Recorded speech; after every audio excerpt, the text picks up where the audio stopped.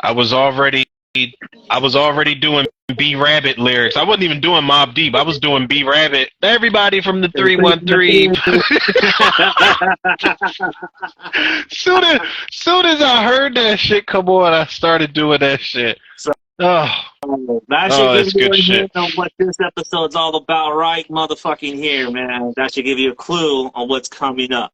So, part one, we did 10 through 6 of our classic hip hop albums. This is part two, 5 through 1. This is where the nitty gritty. This is where we separate the men from the boys. This is where we separate classic from timeless. So let's do this shit and fucking kick this shit off. Okay, my number 5 is by a Harlem MC who is very underrated and dropped arguably one of the best debuts that a lot of people really haven't heard. And I'm talking about Sammy Sosa, AZ, Do or Die. I had a feeling AZ was going to be on your list too. This I had a feeling. this is just one of those albums, man, that is just fucking flawless from the word get, man. The opening song, Uncut Raw, just sets the tone for what this album is going to be about. This is that drug dealer, Scarface, mafioso shit. This is the prelude to the Firm. You know what I mean? Like, I really wish the Firm was AZ, Prodigy, Raekwon, and Nas. That should have been the fucking Firm right there. That should have been the Firm. The bold claims you make, Not sir. Mega, not Nate, not Foxy. You know what I mean? No, because those guys did not add anything to the Firm. Think about like the songs that AZ, Prodigy, and Raekwon all did together. Eye for an Eye, Untouchable, the Sugar Hill remix, Nighttime Vultures. Like, those were like, holy shit. If they had did an album together, that would have been fire. But AZ, Do or Die, didn't have no features, only had Nas on the one song, Mo Murder, Mo Homicide, Your World Don't Stop, Sugar Hill, Ho Happy Jack. Ho Happy Jack is like my favorite song on that fucking album. That's just, oh, shit. Um, Oh, Happy Jackie. yeah. What's it say? Drenny Entertainment he signed to? He was signed to? I think he was originally signed to. I don't know. This is all going to be new to me. It's not that I don't know who AZ is. I've just never really I never not gonna say gave him a chance because I remember AZ was like on the radio a lot and on BT and the box and shit like that. But I just never. I don't know. I don't know. This right here. She was seeing more profit than those live sweet spots getting, making her income and then some. Because even the waving band on her hand won't stop a man to want to spend some. Diamonds and furs, all she want. The diamond glamour girl loving the out there in the club dancing like one of the hammer girls. Happy Jackie, the jigger hoe. Her job is to jack a bros dough, a jack. Oh god, this Happy Jackie is just one of those songs, dude, that is just. Like, he's talking about one of those material girls, bro, and he's just going the fuck in on her. We all know one of those, you know what I mean? Oh, God. Rather Unique by Pete Rock is arguably one of, like, a New York staple. That is what New York hip-hop sounded like at that point in time when you listen to Rather Unique. The song he did with Nas is fucking flawless. Your World Don't Stop. Like, there is not a single skip on here. The only critique I have about this album is that the Sugar Hill remix does not sound good because the beat does not match the lyrics or the content. The beat's way too rugged for what he's talking about. And so it doesn't match, but the remix the remix with Raekwon is actually a little bit better. And I don't know why they didn't clear that in time to put that one on there. So that should have been on there. But yeah, AZ Do or Die, man. This is like a really solid debut from a New York MC that a lot of people don't really talk about. He didn't produce his own beats, did he? No, LES, Buck Wild, Pete Rock. LES did a majority of the production. Okay. Because I don't know why the fuck in my mind I thought that he was he was like producing his own shit too. Yeah, that goes to show how unseasoned I am, people, when it comes to some of this shit. I knew you was gonna put the OGs on there. I knew it. I knew it. I think you've got several on your list so far. Yeah, he has Pete Rock doing 2 tracks. He has Buck Wild on one, Dr. Period on one, N.O. Joe on one, Amar Pep on 2, and Spunk Biggs on 1, and LES he did 2 tracks. Both, which is kind of funny because he did both Sugar Hill. So that's kind of funny. But yeah, all right. So I like this album. I don't think anything after this album he's never fully captured again. I don't know what it is. Like he's just never fully captured. Like it's not that his skills have diminished. I just feel like the production is not there to suit what his strengths are.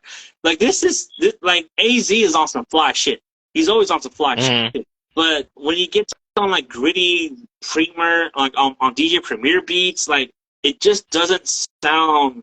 It doesn't sound the same. You know what I mean? It doesn't hit the same as it should, like on a Pete Rock beat or on a LES beat or a Buck Wild beat. Like he needs to have like if AZ was signed to like Maybach Music, it would have been fire because he would have had Justice League producing all this shit, and he would have been fucking top tier.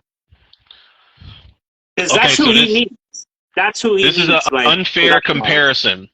Would you rather me out of some of your picks that you've had tonight? Would you rather me listen to this AZ album or the 50 Cent album that you had on your list? That you didn't even think twice about that shit.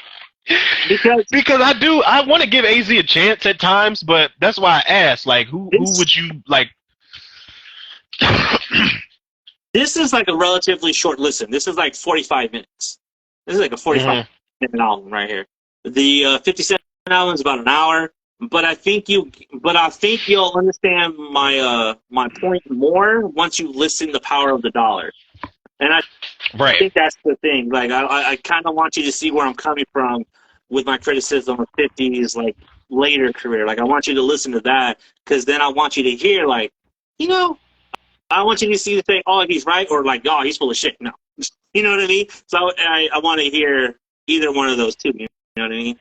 But I would definitely say Power of the Dollar over this. The reason I have this up high is because there's just not a skip on this album for me. There's just not. There's not a skip on here. Every single song on here hits. And it touches on a lot of things, you know? We Can't Win is like the Illuminati song, you know?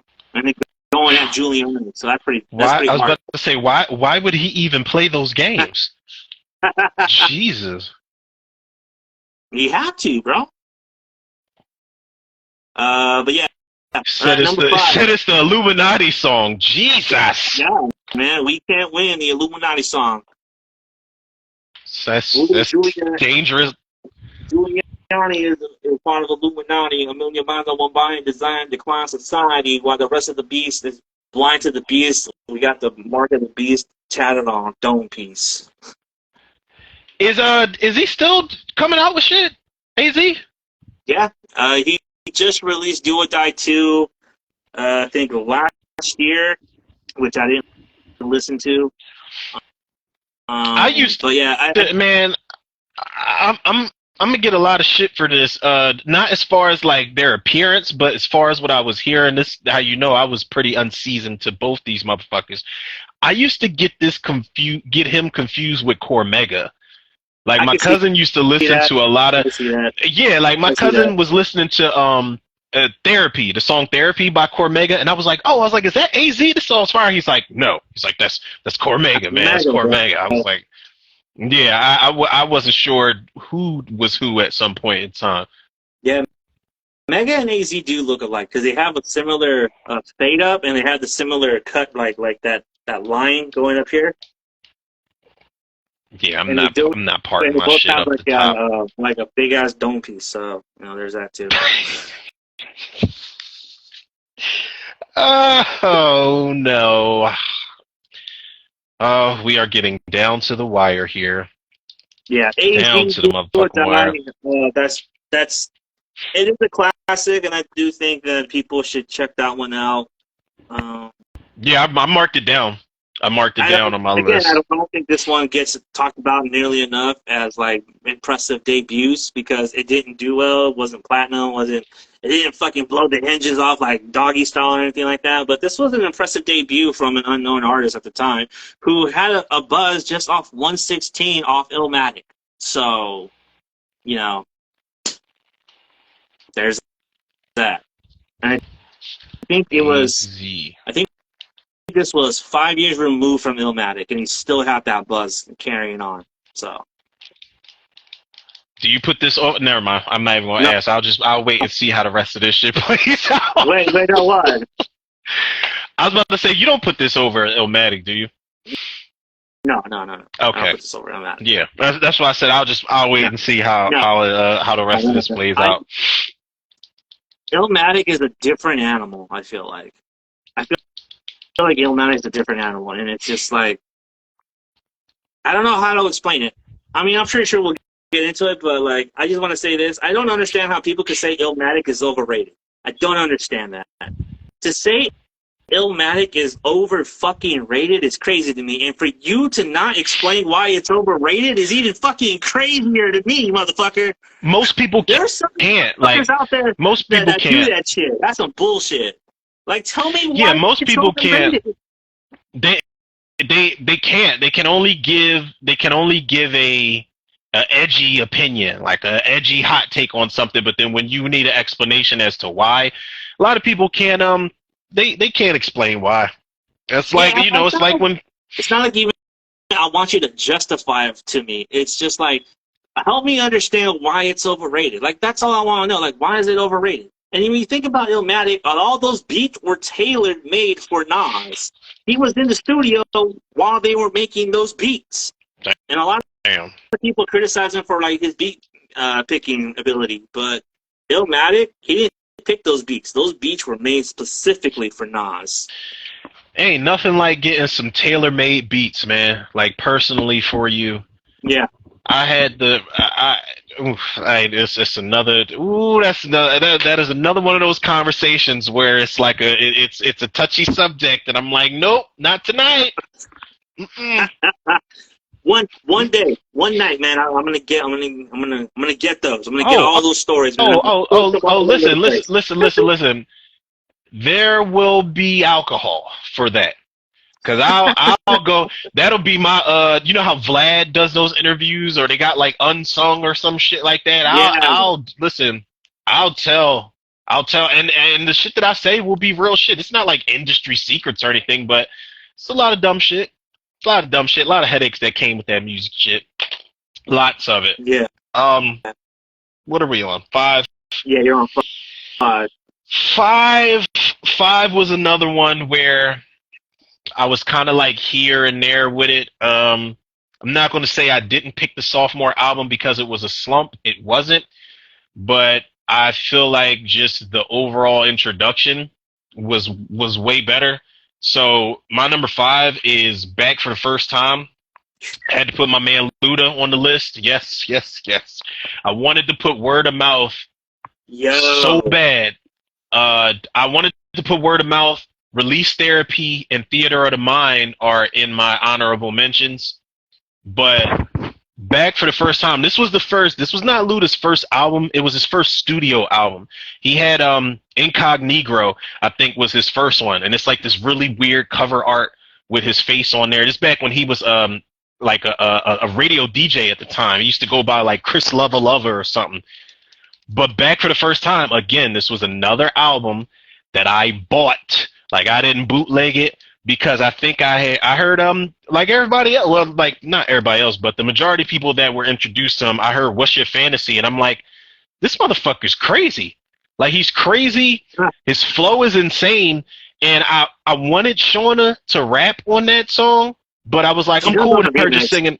She does on a remix, and she is on the remix. Bro. Listen, Shauna. Let me say this about Shauna.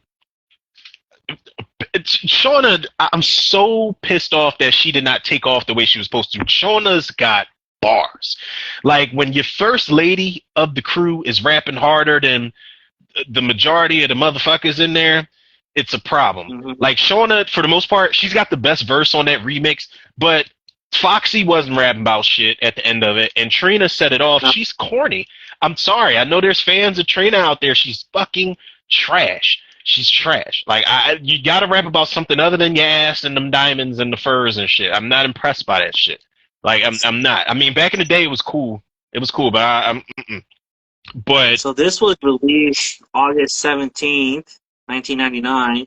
And I'm looking at the cover of the Ludacris album, and it's so funny to me. The reason I was laughing so hard is because it reminds me of the Bullworth poster. Bullworth with Warren Beatty? Wasn't it Warren Beatty that was in that movie? Yeah. I remember. Yeah, it was some type of artwork for it, and to this day, I still haven't heard it. But as far as a studio album, this game got switched. Like I said, this dude was just I had never heard somebody, and I'm not talking about like in like a Eminem type of sense, but just unapologetically not giving a fuck. Like this is a dude who like was an individual for me. Like he had bars, but he kind of I'm not gonna say he reminded me of Busta Rhymes, but it was just something about how lively this dude was on Wax, and he had videos that matched his personality on the songs. Yeah. But then you get to some shit like there's a freestyle that he does with the dude 4 Eyes on there. 4 Eyes, first and foremost, that's a feature that Luda should have featured more than twice in his career. I don't know why 4 Eyes wasn't officially a part of DTP, but he was better than Lil Fate. He's better than I-20. He's better than Titty Boy. He's better than Chingy. Like, it should have been, Luda should have campaigned for Shauna and 4 Eyes to be like the poster children for disturbing the peace at the time. But Luda, he was animated on songs. Yeah. He was an individual on songs, and Luda was one of them dudes that made me want to start rapping about chicks a lot more, because he, if they wasn't hoes, he was finding something else to call them. And crazy enough, women loved it. And I was like, yo, he can call them hoes and they love this shit. Like, it didn't work for me, but I'm just saying, like, it was like this dude, Luda is he with this first album, he made himself a household name for me. Southern Hospitality, like I can't talk about this or cap it off without talking about Southern Hospitality.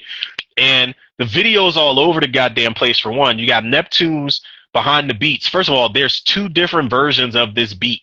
I don't know if it's just my ears being weird, but there's the album version that starts off completely different. It builds up. Then you've got the video version, and the beat just kicks into high gear as soon as the shit comes on, and they change it up a little bit and start to do that. We drop bows on them in the beginning of the song. But then in the video, like, his videos was hitting for everything, because I don't know if people got it at the time, but he was taking a part of the movie Crooklyn, the Spike Lee movie Crooklyn. He did a scene from Crooklyn in that video where he's hanging upside down from the crane and his hair is out. That was a scene where Spike Lee and his homie were sniffing glue getting high, and they're upside down on the crane. So I'm like, okay, this dude's incorporating movies in this shit. That automatically won me to fuck over. But he had Fat Rabbit. He not only had Neptune's with one of the beats. Yeah, Timbaland did Fat Rabbit, and that shit, Fat Rabbit's one of like the most underrated Ludacris songs ever, because he's talking about chicks, the Fat Rabbit, but it's and then he foreshadowed the Battle of the Sexes album, like, because Luda didn't have a problem featuring females on there and letting them pop their shit sexually just as much as he was. So it was an equal playing ground that he set the stage for the female rappers that he had feature on his shit, man. So he was doing this shit from so many different angles, man. And this shit, this was another album, or this is one of the main albums that made me really want to start playing with the bass, the bass buttons on the boombox, because the production he had on his shit. I'm not sure of all the producers on here, but as far as like Timbaland and Pharrell, and I think Shaka Zulu was just his manager and not his producer. But this So shit you made got, me. Neptune, Sandre, Mike Johnson, Ludacris, Infamous, Organized Noise, Organized Noise. I remember hearing about Organized Neptune. Noise. Sandre, Yeah, they also known as Bangladesh, produced a majority of this album. Bangladesh did they did that 8 Ball and MJG shit. That Forever song. Bangladesh is another Bangladesh did a Millie. They did one of the Young Gun songs. I think the Young Gun song, Same Shit, Different Day. They produced that. You don't want Bangladesh was behind a lot of bangers. Bangladesh they was did a RPM. RPM was fucking fire. With Shauna. Which one? So Bangladesh produced a song called RPM with Shauna, and I don't know if you heard that one with Twista, but fuck, Shauna goes the fuck in on that. Does she? Yeah, she goes the fuck in, and she's going bar for bar with Twista. That's no easy feat, man. Like, she is fucking keeping up with Twista, and that third verse, woo! Yeah. Shauna, have you seen Shauna lately? Mm-mm. Shauna, for one, Shauna needs to keep rapping. She did I think she did a freestyle off of oh my God, was it that Shibuya roll call bullshit? I don't remember, but she definitely did a freestyle she put on her Instagram page recently, and she still, like, I wish people really put some spec on Shauna's name the way they're supposed to. My God. She's from Chicago. Oh, wow. Yep. Shy Shitty. I didn't know that. I thought she was from Atlanta all this time. I didn't know she was from Chi-Town. That would make sense now.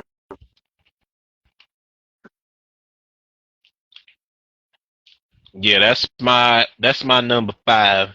Is Back for the first time. Like I said, it was going to be Word of Mouth. It almost was a 3-way tie, because Word of Mouth, Ain't No Slouch, Chicken and Beer is a good album. Release Therapy and Theater of the Mind's fire. Only album of Luda's I really don't. It really didn't hit like that for me was Red Light District. I think that was the 4th album. The intro's fire. He's got some bangers on there, but it's back for the first time. It is. Okay. Classic. All right, so my number 4, actually, I gave you a hint to it when you popped up, and it is the infamous. Oh, that's right. Mod G at number 4. Of course it is. I was gonna put Hell on Earth on this list, but I feel like Hell on Earth is such a distinct album, and it has a much more distinct sound that it's more. I feel that album is more New York based and much more of a New York sound than Infamous. Infamous, yeah, they still has that New York sound, but I think the only difference is that the difference between Infamous and Hell on Earth is that on Infamous there's actual songs. On Hell on Earth, they're just barring the fuck out on every single fucking verse. I mean, there's not a bad song on Hell on Earth. Hell on Earth is a flawless album. Don't get it twisted. But there's no structure to the songs when you listen to them. When you listen to the songs, there's really no structure to them. They're like verses, maybe a bridge, maybe a hook at the end. But when you listen to Infamous, they really came into their own on this album. They really did. Give Up Your Goods was on this album? Yeah. Give Up the Goods, Right Back at You, Eye for an Eye, Shook Ones, Tri-Fly, Temperatures Rising, Up North Trip. Oh. Yeah, dude. God. Yeah, there's not a single bad song on this fucking album. Survival of the Fittest is on here, and that's like the 3rd fucking song? That's the 3rd song on the album, Survival of the Fittest. Yeah. I love this album.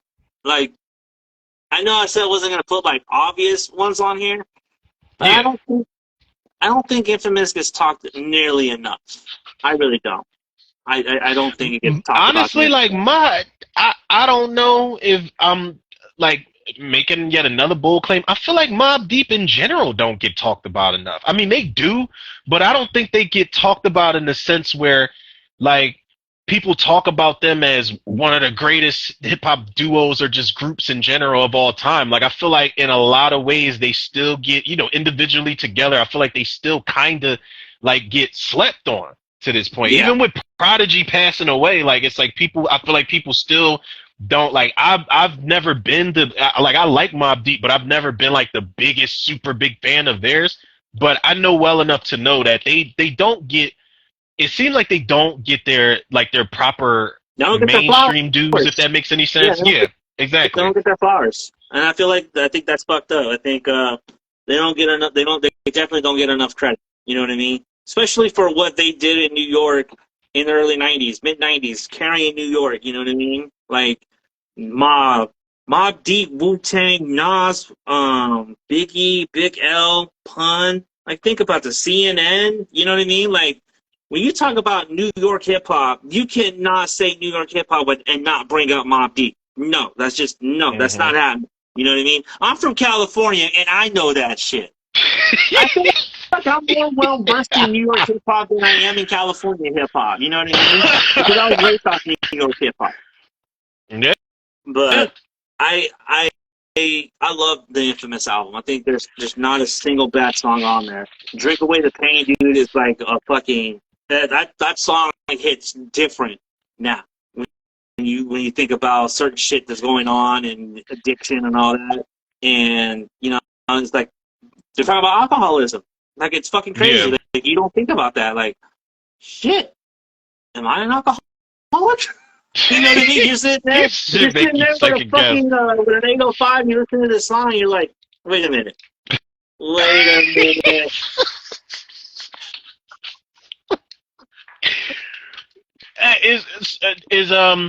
I gotta ask, like, because I said I'm not like a super big fan of theirs, but I do listen to them. Was Prodigy was he a little what do you call it? Like, did he foreshadow his death in a lot of his lyrics or anything like that? No, not to the extent like Pac did, but he did talk about death a lot though, especially in his solo shit, like HBNIC or Veterans Day. Like he does talk about death a lot, but I don't think he foreshadowed his death. He always said that he'd go out and gunsmoke, but the way he went out, I mean, he knew he wasn't long for this world anyway because he was sick, and the way he died, man, was just fucked up. Like it was like it was. Fuck, man. And he had just performed the night before in Vegas with Ice-T and Mobb Deep and all that. It's like, oh fuck me, dude. Ice-T was talking about when he died on Drink Champs. Yeah. And Ice-T was saying that it didn't make sense to him when he heard what happened. He was like, what? He said, this shit ain't sitting right with me at all. Yeah. It's fucking nuts. Yeah, I mean, I like Mobb Deep a lot. I listen to a majority of their albums, and I think they at least have 3 classics in their belts with Infamous, Hell on Earth, and maybe Murder Music. I would say Murder Music is an okay album, but you go to America's Nightmare, to Blood Money, to Infamy. Those once Alchemist kind of comes into the mix, like they kind of start losing their sound a little bit, in my opinion. But yeah, that's my number 4. Mobb Deep, the Infamous. Oh, Mobb Deep. Here I am about to disappoint people again because I got Lil Zane at number 4. Nah, I'm just fucking with y'all. Lil Zane, I don't even know if Lil Zane called Young World. Was it? World? Lil Zane? My god, dude! You know Lil Zane, bro? What? That's crazy. I don't like Lil Zane. I thought Lil Zane was about to be a thing, and then He kind of tried to sound like Tupac on that song with him and 112 and Dude, live the life of a celebrity, baby, baby. It's like, what? Sit your ass down, man. So fun fact. I Uh, actually uh, that song actually creeped up again. I was listening to my Pandora, and I think I was on like 90s hip hop or something like that, and that song "Calling Me" comes on. I was like, oh, this shit's fucking bad. Like, I like that song. I like that song. I really did. And it's funny because at the time, I remember my friend telling me, like, dude, that motherfucker sounds like Pac so much, dude. It's like, he's not even trying to hide it. It's like, I know. So what? Who cares? Like, whatever. Like, way bigger than it's the his own money thing. catch you let it see. Yeah. Like, sit The your ass inflection, down, the Zane. flow and everything. I listened to that whole album. I think it's called Young World or something like that. Bro, that's just his style. Every single song, he sounds like Pac. I thought he'd switch it up. I thought because like of the beat and because of the time he recorded it, it was like a tribute to Pac. But no, like he took his style and motherfucking literally just did a whole album with it. I'm like, yeah, there's not even a really good song on there. I did like when 112 Anywhere came out back in the day. I did say to myself, I was like, okay, this dude's flowing on this shit a little bit. He brought I something forgot he was to on an that. R&B song. That was the first time I had heard him. And then after that, he started like, you know, the Box had a bunch of videos of his, and then he was on that fucking Hardball song with Jermaine Dupri and Lil Wayne. I don't know if Bow Wow was on there. Sammy. Bow Yeah, Wow, and he came on that shit talking about something. I'm in the kitchen making radio rock. Like, no, you're not. You're not. That shit's been stepped on, bruh. That shit's not. It's not potent. It's not as potent as you think. I can't deal with Lil Zane like that, man. I can't. Yeah, Lil Zane, something else, bro. I totally forgot he was on Anywhere. Yeah, that's right. There's actually, I think there's a music video for Anywhere. Yeah, there is. I remember all the chicks being dressed in all white or some shit like that. Yeah. I'm not all the way sure why I still remember that. Yep. For obvious reasons.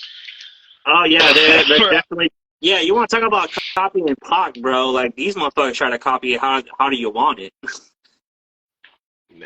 Yeah, you know, even in death, Pac is still mimicked and fucking talked about forever, for all time,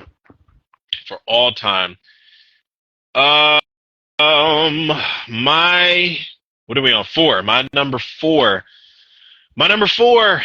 bringing it back home, people. I'm going back home, back here to arguably, no, I don't even think it's arguably for people out here that are from Philly. I would hope that this guy makes everybody's Mount Everest. Not Mount Everest, but what is it, Mount Rushmore?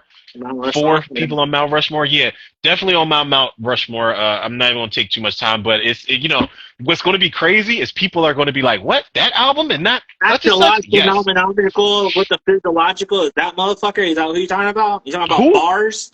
Hell no. I'm not talking about physiological astronomer. No, like that I'm not. motherfucker. You talking about that motherfucker? What did Gilly say? Gilly was like, I remember when you used to rap about the hypnological Yeah. anthropological. That was the funniest shit ever. He said now when the Major Figures came out, now your doghouse got a doghouse. That was some of the funniest shit I ever seen in my life at the time. I unfortunately, this couple months, man, when I need a good laugh, I'll go back and watch that shit, dude. Because that shit's hilarious. That shit's funny as fuck. He said the hypnopolical, yo. But I'm not like, unfortunately, I'm not talking about either one of them. Unfortunately, I'm not. I'm talking about, and yes, people, I'm picking this album in my top 10 over what everybody would think it's going to be. I'm not picking the first one, people. I'm picking The Solution, Beanie Siegel. That's my number 4, and I'm going to tell y'all why. I know a lot of people want, what was his first album? I think The Reason was his first album. The Truth. People wanted The Truth. The Reason, I don't know if anybody has The Becoming as their best Beans album. Like, that one felt very pieced together, rushed for me. The Solution, this was when Beans like for the most part, it's still gutter. You got a song called Gut It on there, but it's still gutter, it's still street, it's still hood, he's still rapping about crazy shit. But I feel like this is when Beanie Siegel kind of tried to transition into a more marketable, like, audience. Like, of course, his still same audience that love Beanie Siegel, love the shit that he talks about. But it's something about this album that just feels a bit more polished up.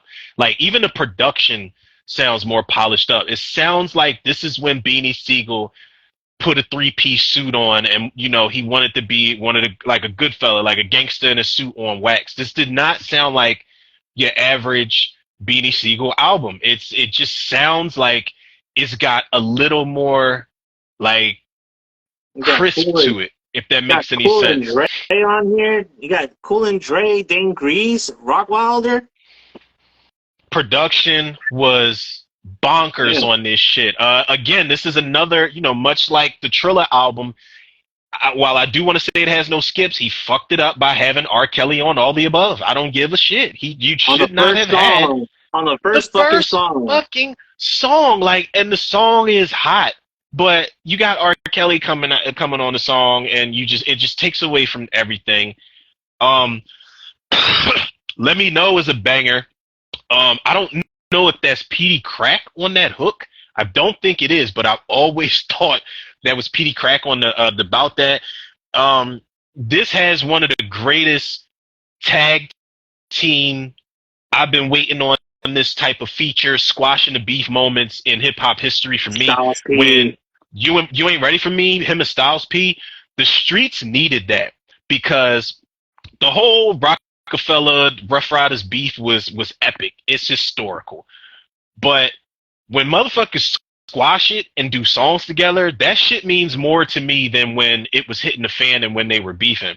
So for him and Styles to do what Styles and Jada are accustomed to doing, for them to do that shit together and go back and forth, and like who's going crazier on the song, like who's going you never heard it? You didn't hear You Ain't Ready for Me? I haven't heard any of these songs. Soon as it comes on, that they got the drills, like the like, it sounds like the drill team drumming, and oh my god! Yeah, and when the beat Dane Grease did that. Dane Grease, Gene Electra's producer, did that beat. My goodness, man, it is one of the best back and forths ever. And for those two to come out with that song, that was, oh my god! And Styles gets you ready, like while the drums are kicking in, about to go off. He's like, throw your fucking hoodies on, like, oh my god! It's one of the hardest songs ever. Go Low was good. He had like a, Go Low makes me want to watch the movie Shadas, because he's got the Jamaican guy on there. Gutted is just him talking shit about, like grimy, dirty motherfuckers around the way. Like, I don't know who pissed him off when he made that song. He got Hove on there. Hove's on that song. Shake It For Me is cool. I think Ghostface is on Shake It For Me.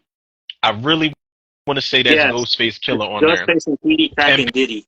And Petey Crack, yeah.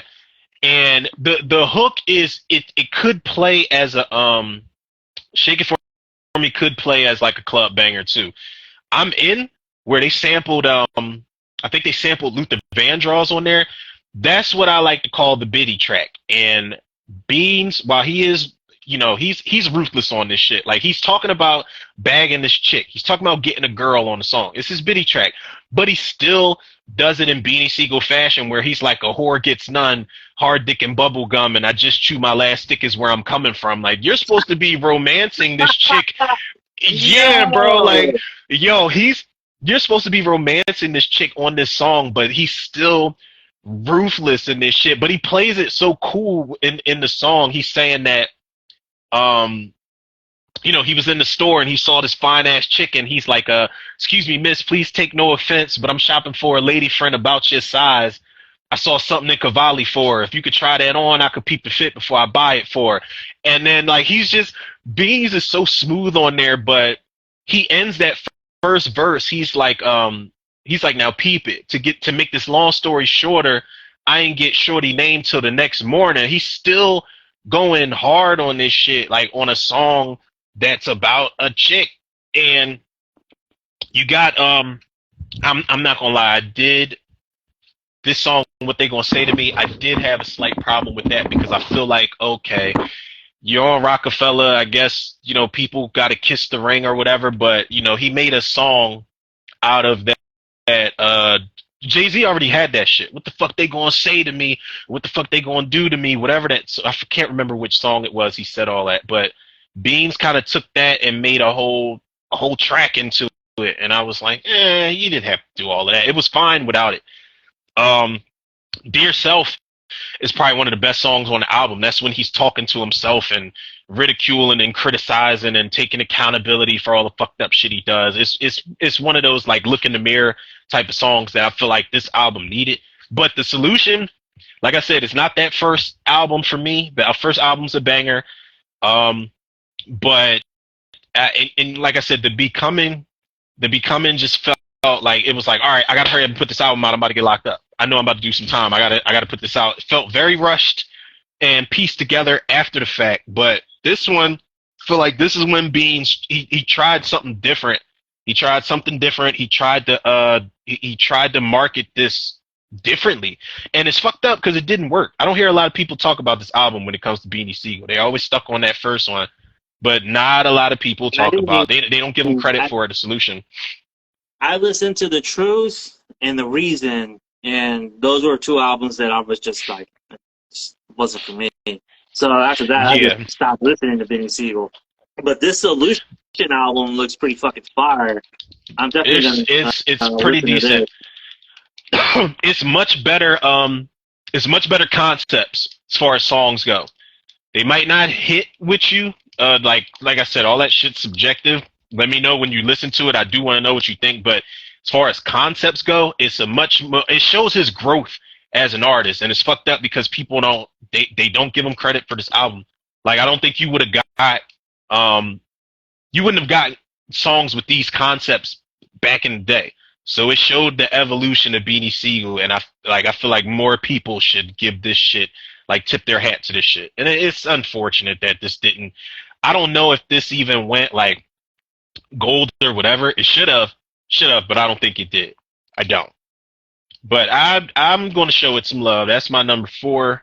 God damn, we are getting down to the wire. I'm looking at my last 3. Like, I think I'm cool with these last 3 though.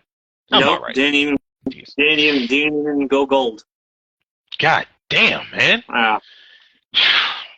It's unfortunate. I don't know. He cut his hair after he got out of jail, and they said, we don't want this Beanie Siegel. We want the old one. Yeah, I don't know. He should have released that song with 50 much earlier. Which one? I go off. I remember that shit. That was and 50 was trying to. Track. 50 was trying to throw a bone to state property, man. He was trying to throw a bone to them because he had that song with Beans and he had a song with Freeway. I think the homie George put me up on that song, and I went and listened to it. I was like, holy shit, because I just found that song about earlier this year, and it's like, dude, that shit fucking hard. I want to know who produced that beat. I want to know, because Beans went in. Yeah, he did. On that fucking song, bro.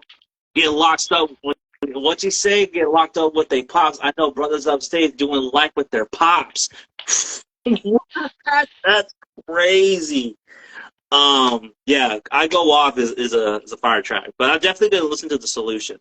This is one that I'm definitely let me know what you think. Like, it was not like people just didn't really fuck with it all like that. I didn't understand, man, because when I heard it, I was like, yo, this shit was getting spins, man, amongst me and at least me and like 4 other people I knew at the time. It was always getting spins in their cars. Well, that's definitely getting downloads. You and 4 other people thought this shit was fire. Yeah, we probably were the only ones. Shame on y'all, man, who actually are from out here that did not support this album. This album was fucking banger. But yeah, that's my number 4 is Beanie Siegel, The Solution. Okay. Boulevard, represent, Zen, a trial call, Quest, represent, Zen, my mic's in my hand, I never hesitant, our favorite jam back in the day was Ever Be for President. Trial call, You are Quest, Midnight shitting on my Marauders. list. Oh, Midnight is that Marauders. This is is Footprints on that album? What's that? Is Footprints on that album? On Midnight Marauders? No. I think that's on the Low End Theory. This one has Steve Zuko, Award Tour, Electric Relaxation, Clap Your Hands, Oh My God, The Chase, Lyrics to Go, which is funny because they recycled that sample for Up North Trip on the Mobb Deep album. God Lives Through It, Keep It Rolling. Yeah. In my opinion, I've listened to like all the Tribe's albums, and in my opinion, this is the perfect Tribe album. I know a lot of people say like Low End Theory is the better album, but I think this is the better album, honestly. This is just when they were at their fucking peak, man. This was just, you know what I mean? You want to talk about a unicorn in hip-hop? Midnight Marauders was that unicorn at that point in time in 1993, man. That's a bold claim, because this is like not only the farewell album, but the masterpiece album as well. You know what I mean? In hindsight, this does feel like a farewell album, because when you listen to the Love Movement, all of a sudden Consequence shows up. Like, what the fuck is he doing here? And you see the riff between Fife and Q and play out. You know what I mean? So it's just like, I love Midnight Marauders, and there's not a single skip on this album. Every single song fucking hits, man. It's just, man. And Fife was just on one.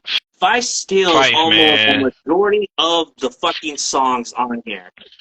Rest in peace. Shout out to Fife, man. Fife, dog. Fife was Fife was the life of the party, man. Mm-hmm. He really was, like, and it makes me want to go back. You know, if we're gonna talk documentaries again, it makes me want to watch. They had a documentary that Michael Rappaport actually produced or some shit like that. The life of beats, rhymes, and life, beats, rhymes, and Tribe Called Quest, something like that. Something like that. We would have to get Michael Rappaport on the show and ask him. Might be hard to do.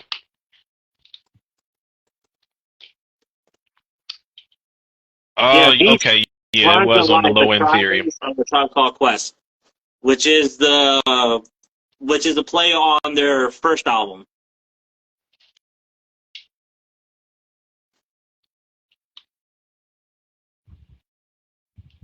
Yeah, so, Midnight Marauders, man. I did not know this until I did research and until I saw the documentary, but the same day, on November 9th in 1993, you know what other album dropped that same day? Vanilla Wu-Tang. Ice. Oh. Wu-Tang. I thought 36 Chambers. Same day. Who did better? You know what album did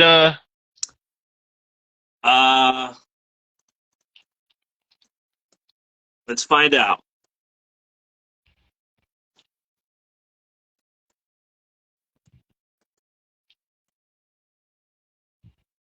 I'm wondering who had the more mainstream acclaim. Probably Wu-Tang.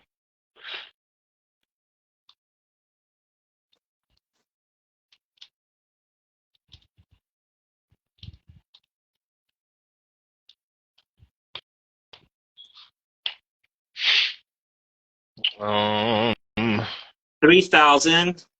So 3,000. And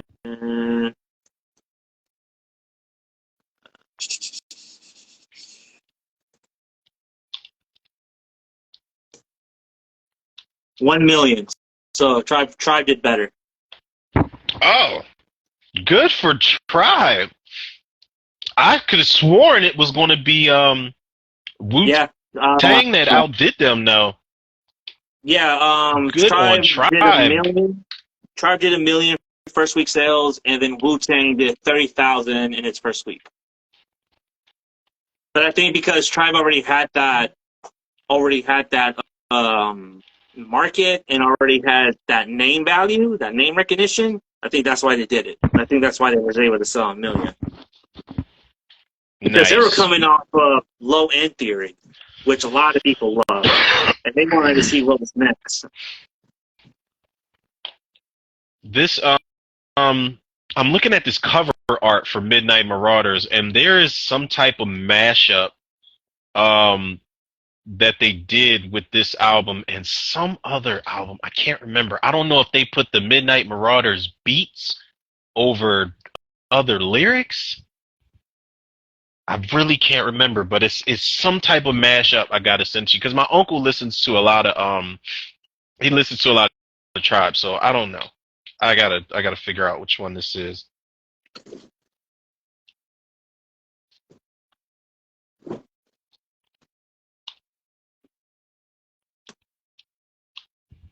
Oh boy.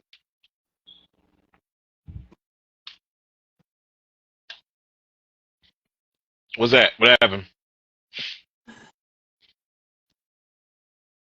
Infant Station. What happened? Get ants in the room. You said the cats? No, I think I might have ants.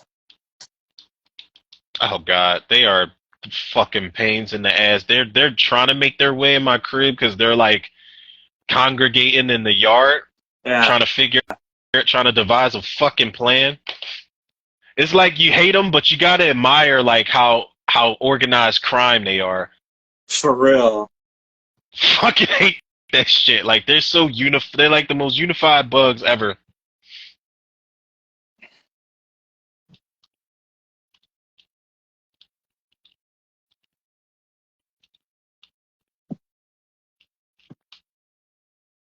Okay, so what's your?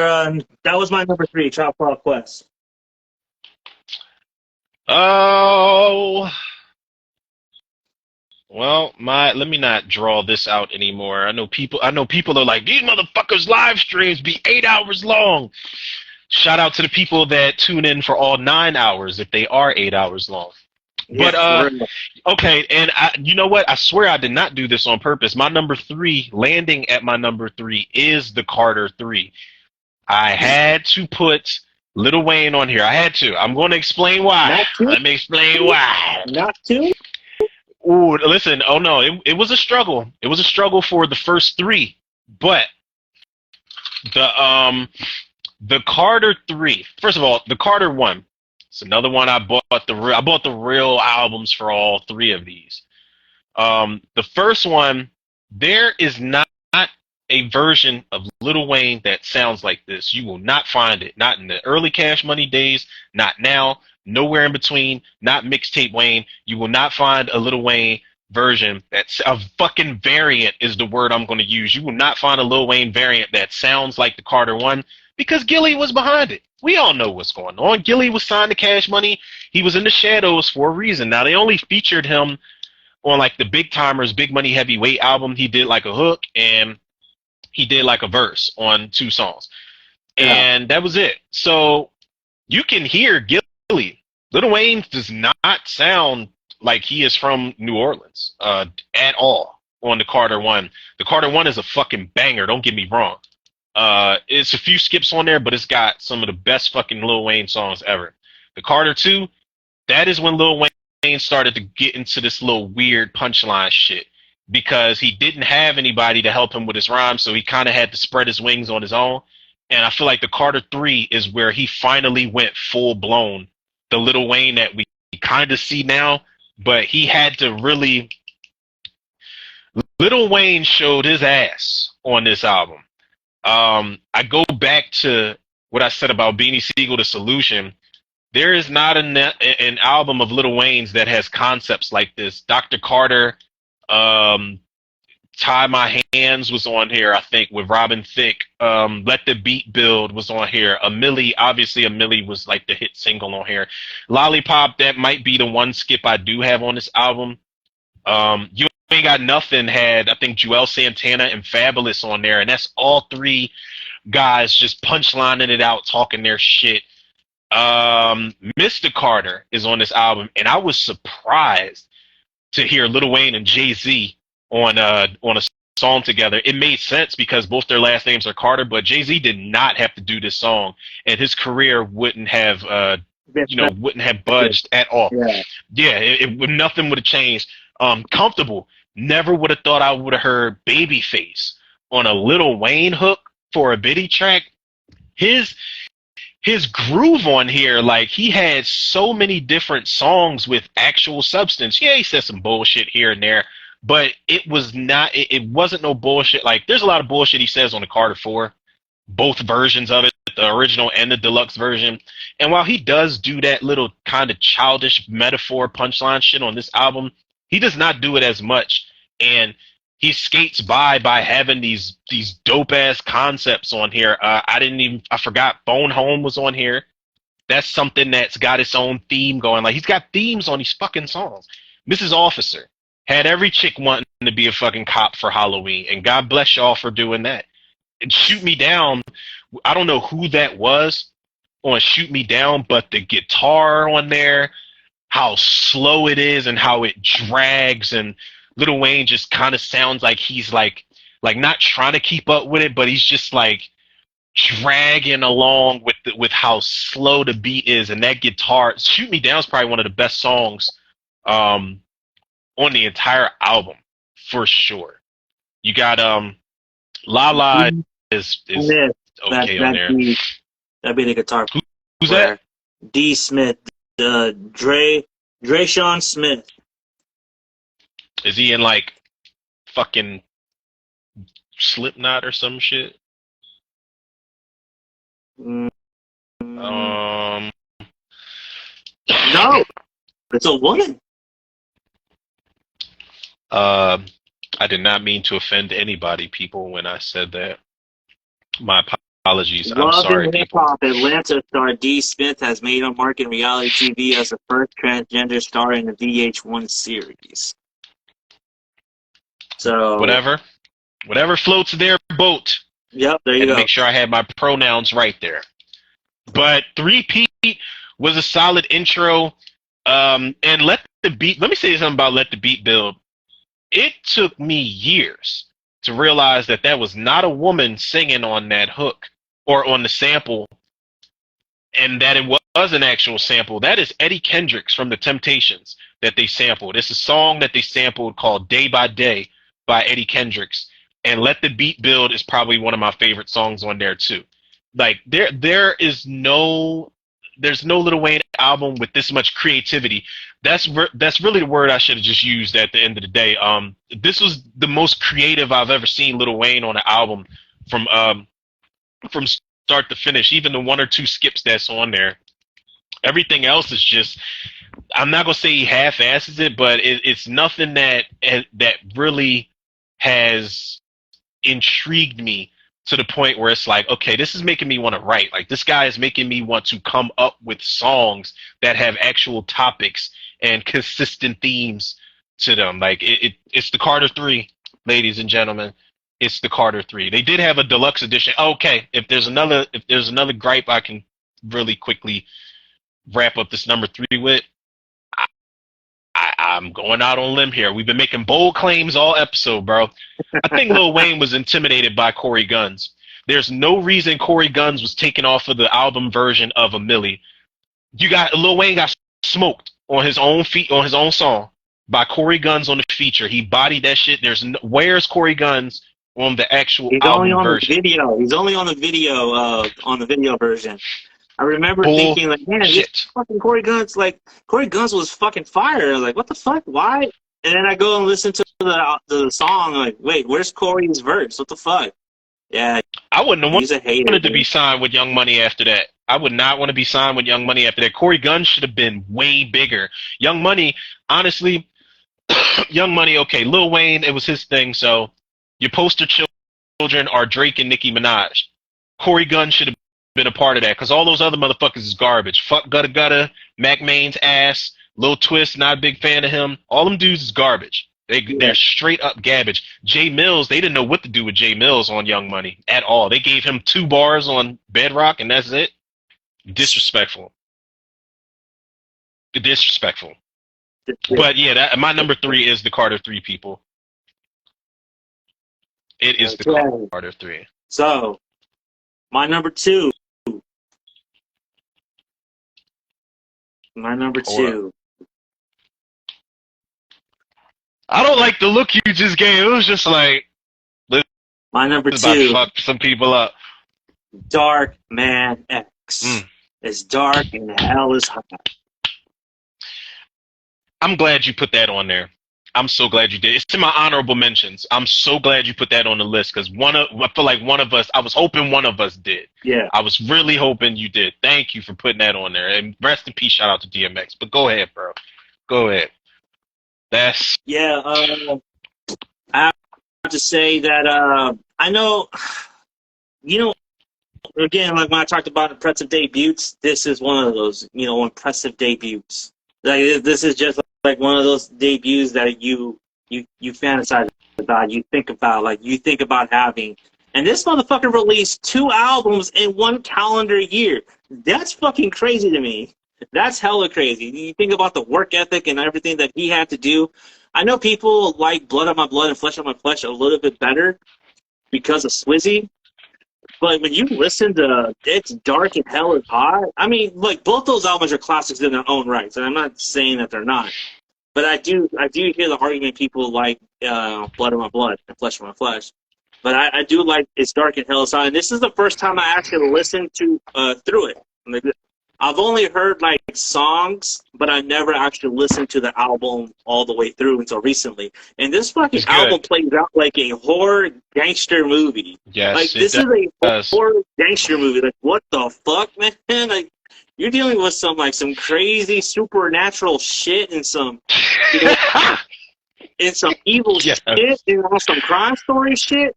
Like that Omen song. Like what the fuck? Like, that's some crazy thing. Stop being greedy. Again, it also, when you listen to DMX talk about his mental health, he says, like, yeah, man, like, you don't know who you're going to be talking to. You can be talking to Earl, you can be talking to Dark Man, or you can be talking to X. You talk to X, man, you don't want to be talking to X. You know what I mean? And he says that a lot, especially in the Breakfast Club interview that I recently watched, and it just puts it into a whole new perspective in the way that I listen to this album now. Think, oh, that voice on his shoulder, that's not a character. That's really what he's going through. That's really what he's listening to. That's who he is struggling with every single fucking day. And it's like, it's sad. It's sad. You know what I mean? It's sad that he could not, maintain his demons, you know what I mean? And watching the Rough Riders Chronicles and the way how they paint that light, it's how fame just got to him and he became the biggest star in the world, and it's just like he just couldn't handle it. He wasn't handling it very well. But It's Dark and Hell is Hot, man, is a fucking flawless story. It is a fucking flawless story. Rightfully so. And it is. Isn't it crazy how, like, when we watch those, like, you mentioned the Breakfast Club interview, or we might watch, like, a Drink Champs interview, or just an interview in general, and then you go back and listen to the albums after it's getting put in perspective, and then you just hear shit, like, you hear shit differently from top to bottom. That's the works of a artist, man. Like, DMX was such a tortured soul, bro, and he let that shit pour out on every fucking song, and it's like, it's almost beautiful in like a morbid type of way, because like you said, it's like horror shit going on and like demonic shit going on with this album, but it just plays out like it's art, like it's a work of art. As crazy as the content is, I don't think I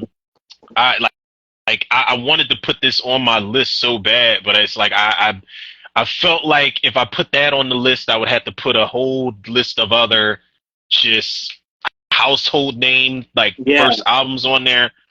But I don't know, I was at war because I'm like, damn, I don't have no X on here, I don't have no this, I don't have no that. Like, this was definitely one that I considered because I had this shit on cassette, like in my Walkman. I had a fucking yellow and gray Walkman with the dual bass button on it and shit. Like, and this was one of those things that, like, I couldn't wait to listen to.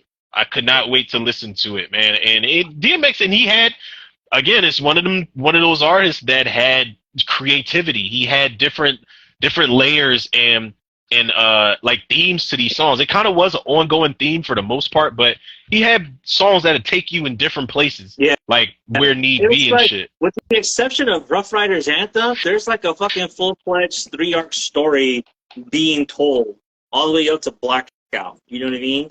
And it's just like, man, what the fuck? Like the story that he just takes you on. It's funny because like I had watched Never Die Alone. And then I had listened to this album, and I was thinking, holy shit, like, is Never Die Alone like the movie version of As Dark as Hell is Hot? Does that movie hold up? Because I never knew Ernest Dickerson did that movie. I never knew he did that movie until like a month or so ago when I posted all the rappers Ernest Dickerson's put in his movies. I just remember DMX is in there, David Arquette's in there, Reagan Gomez Preston's in there. I don't remember shit else from that movie. Michael Early's in there. Clifton Powell's in there. Clifton Powell's probably out back some. Clifton Powell's in everything.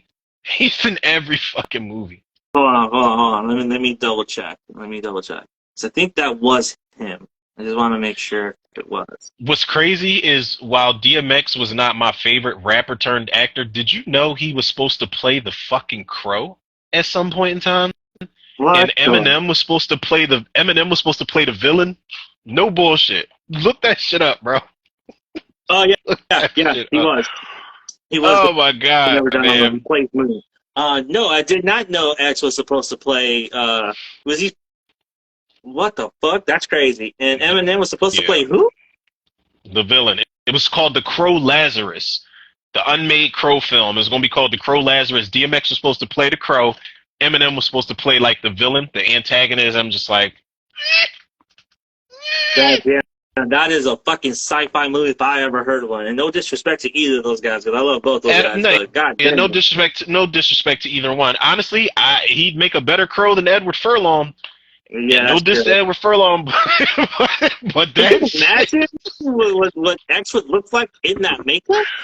That would look fucking pretty sick with his bald head. Like, yo, maybe. But if they made that movie today, they would call it woke, and they would be like, "It's reverse racism. He's in whiteface. We can't get a part of this," and it'll be a whole big fucking thing. God damn. If it took place in Detroit, it would make sense why they have M. That would make sense why they would have M. Exactly. Yep. Yeah. That would make sense. But yeah, I mean, It's Dark and Hell is Hot. It's just, you know, I knew I was gonna have a DMX album. I didn't know if it was gonna be It's Dark or Blood of My Blood. But I like It's Dark better because it plays out like a horror crime thriller. It's fucking crazy, the story that he takes you on, you know. And it's interesting that he didn't even want to do Rough Riders Anthem. Like, he wrote the beat. He only wrote it because he lost the bet. What? Yeah. Yo, these little tidbit stories, man, make this shit worthwhile. He's all like, so Swizzy's uncle told X, like, look, man, we need a single. We don't have a single, so we need you to do this. It's like, I don't want to do it. Like, this is elementary. This is, like, my shit's intricate. It's very, like, complex, and this was elementary. I didn't want to do it. And then he's like, okay, let's play. Because X liked to gamble. So, it's like, all right, we're going to play some cards. And if you lose, we have to record this song right now. And he wrote this song in 15 minutes, recorded it, and he was like, okay. And he gave the biggest fucking hit. Yeah, people love that shit, man. That shit had motherfuckers wanting to ride ATVs and get pit bulls and shit, acting a fool. This for real. But let me ask you this: did you listen to DMX's his posthumous album? Was it Exodus? No, I did not listen to it. It is one of those things where maybe it's just me and Exodus, my ears being weird. it is one of those things where it feels like they just like they didn't sync it up. They didn't have the right person sync this shit up because it sounds like it was an already existing beat and they just layered DMX's lyrics on top of it. So a lot of those songs just don't fit with him at all. Like it's just like they don't go together well. So I don't know if there were original lyrics he laid down without the beat or if there was a different beat and they just put them together on some Biggie duet shit. I don't know. But it just does not feel like a good send off for a DMX album overall. It is not a strong album, man. I was so pissed off that I had to give that judgment on it, but I was like, man, I am so disappointed, man. I remember I called my friend the next day. We both listened to it at the same time, and I was like, yo, what you think? He was just like, oh, man. I said, yeah, I know. I said, me too. I couldn't get with it. According to this, according to his manager, Steve Rifkin, Simmons was comatose and he was set to undergo a test to determine his brain functionality, and his family would determine what's best from there. Work had commenced on Exodus prior to his death. He recorded Exodus in Snoop Dogg's studio in Los Angeles. Swiss Beats, the executive producer of the album, during the recording, X would only record during the daytime. This is a direct quote from Swiss. You need him during the daytime. The nighttime is just, a lot of things are probably on his mind at that time. A lot of people gather around him. So I like to catch him before that. It was like a job. We hadn't done something like this in over 13 years. That type of togetherness in studio every day. Yes. So it probably seems like he wasn't even mentally prepared to even record the album. Yeah, it was something so off about it, man. And it's got a song on there. I waited like a year or two to hear this song. It was a song that Just Blaze previewed, or Swiss Beats previewed when him and Just Blaze were doing that battle. And it had Nas and Jay-Z on it. Yeah, it had Nas and Jay-Z on it, but the lyrics are different. Hov's verse is the same. I think Nas's verse is different, and I don't think he previewed long enough to hear DMX's verse, but he was saying he was never going to drop it, but it ended up on the album, and it's probably the highlight of the album for me because the beat's so fucking crazy, and just to have those three dudes from New York on there, like those three giants on that song together, the sentiment of it is cool, but the album overall, I was disappointed, man, and yeah. God damn. Yeah, I haven't heard of it. I think I stopped listening to him after the Great Depression. That's when I stopped listening. Yeah, I might be right there with you. The Great Depression was that They Don't Know Who We Be? That shit. What wasn't Grand Champ after that or something like that? Or was that before Great Depression? Was after that. Grand Champ was after that. I didn't listen to that one either. I think Great Depression is where I checked out too, man. I was just like, I just don't. Like, it's still DMX, but as far as like a album in its entirety goes, I was like, this ain't it, man. It's not good. It's not good. Yeah, it's unfortunate. It's really not a good album.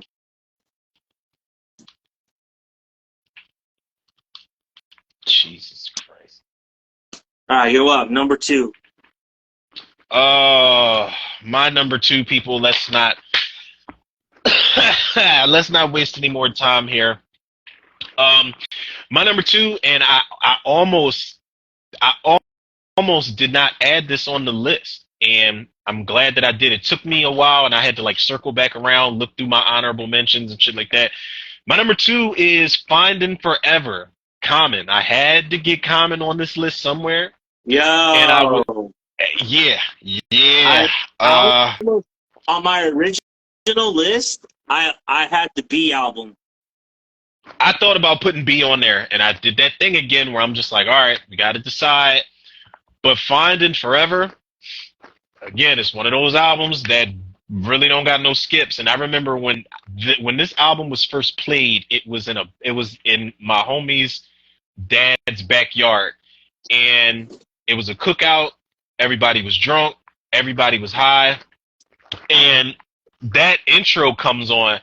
First of all, Kanye West is on this entire album. and hold up, let me make sure he's on this whole album. Yep, people drive me wild. Yep, this whole album is. I'm assuming this whole album's under Good Music, but this album under Kanye's production, Common's lyrics, this whole album's a vibe. Like the intro by itself, I don't want that beat to drop. I wish somebody would just loop that intro beat and just keep it the way it is in the beginning before Common starts rapping. Um, the people. The people is one of those, the people should get played at every fucking block party. Every time people have like a community meeting or some shit. Like the people is like, I don't know if anybody's used this in a movie. It needs to be in a montage sequence. It's just too happy-go-lucky, positive of a song. Driving Me Wild, I'm not sure who the girl is that sings that hook, but Driving Me Wild has got some of the craziest drums behind it that I've ever heard. I Want You is he's got a lot of bitty tracks on here, but I Want You, it's another one where they got some crazy drums. They sound like bongo drums. Southside, he finally got Kanye to spit some bars on there. I think that's a dope ass, almost like an anthem for the South Side of Chicago. What else is on here? The Game, You Black Maybe, So Far to Go. Break My Heart is probably the best song on this whole album for me, even though it's not it's not bar heavy. It's not like real like lyrics heavy for the most part, but Break My Heart, from the sample to the drop. The only thing that bothers me about the Break My Heart song on here is the fact that Common only spits 6 bars before the hook comes in. It's a very short song, and I feel like he should have just went crazy with 3 verses or 1 verse, put somebody in between there, and then cap it off. And Misunderstood, Misunderstood, that's his, message to the misguided youth type of song. But it's one of those uplifting songs or albums that I feel like I had to put on my list, because I got Eminem talking crazy shit, I got Clips talking cocaine and all this other hood shit. So I feel like I had to find a perfect balance of fucking of lyrics. Plus, again, like all these picks, these are albums that got me through shit. This was one I'm literally putting on in the headphones and I'm listening to it the whole time. Like I remember when we were all listening to this album in the neighborhood, this shit would get played at every cookout. It would get played at every cookout we went to. We made sure that we bumped this shit from start to finish, and everybody that was listening to it, we made sure that we made copies for each other so we could keep this shit in rotation for the entire summer. Find and Forever, it would have been B, but it definitely wasn't going to be what was the album with Universal Mind Control? It wasn't going to be that. For some reason, I thought the B actually had I Want You and The People. For some reason, I thought those two songs were on the B album, but I mixed that up with Finding Forever. But the B album, even just without those songs, is just as good. Even the story that he's weaving about, even Testify, that song, that's a dope song. But yeah, this is a solid pick too at number 2, man. What's the name was on the B album too, wasn't it? The Corner, was The Corner on there too?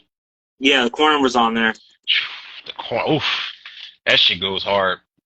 That's one they should have put on this shit. Testify was fire too.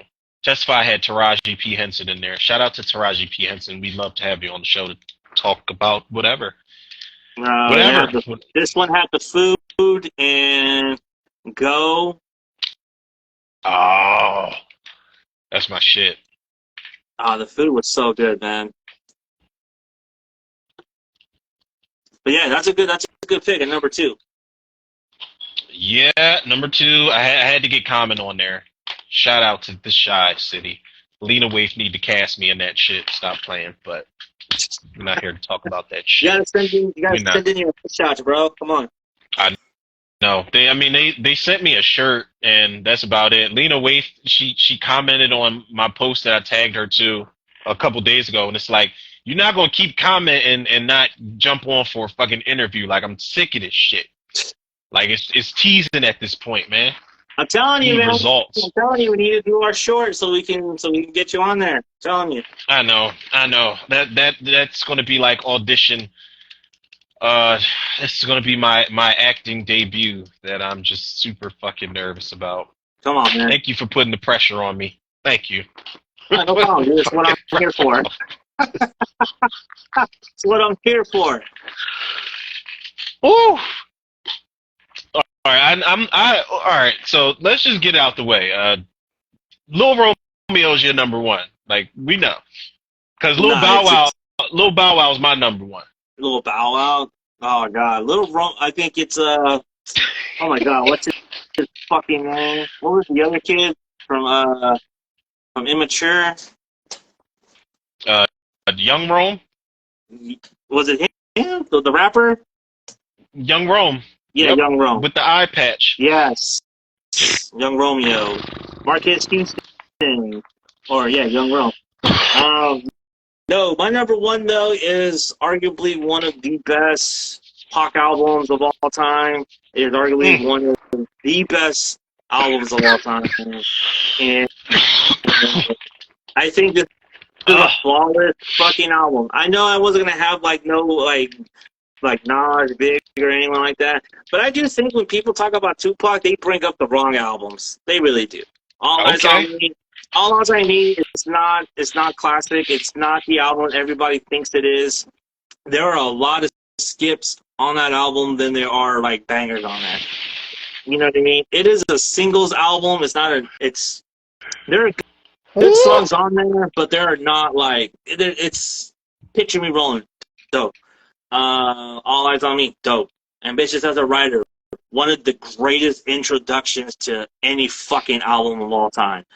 How Do You Want It? All About You, Scandalous. You know what I mean? First half of that, All Eyes on Me, is a banger, but it starts falling off once you start to get trading war stories. That's when it falls off. Machiavelli is not that great of an album. It really isn't. I don't know. It's not. Fuck is SIBO? SIBO is a Bay Area. Not a Bay Area. He's from Sacramento. Yeah, he's on the Trading War Stories song. Yeah. But people need to start talking about Me Against the World, because that is the flawless Tupac album. That is the album people need to talk about when people talk about classic albums from Tupac, because that is the album that every fucking song on there hits.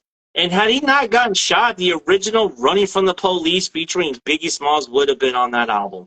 It would have been on there. Had he not gotten shot at Quad Studios. You know what I mean? Because that album, he was recording that album right like during the trial, the rape trial. That album was finished when he went to Quad Studios. Like, he went up there, I think, to record, I think he was Trench or Big L. It was one of those two on the third floor. And Biggie just happened to be there. But someone, did something, and then he got shot, blah, blah, blah. We all know what happened there.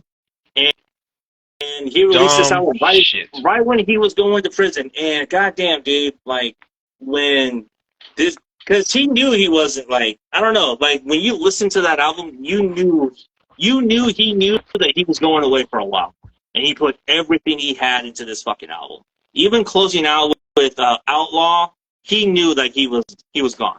Death Around the Corner, If I Die Tonight, Me Against the World. Can You Get used Away? To write, man. Pac used to. That's the thing. I go back and I watch like a lot of his interviews, or just like little clips here and there. Pac used to write. Like, it's not like people are recreating him when he's on all these posthumous features and dropping all these posthumous albums. No, that's the vault of shit that this man had. Like, he wasn't playing no games when it came to writing rhymes. He was not fucking around. Like, he wasn't. I'm glad. See, that's another one I'm glad you put on here, because I was like, I don't know which. I couldn't pick a Pac one to put on there.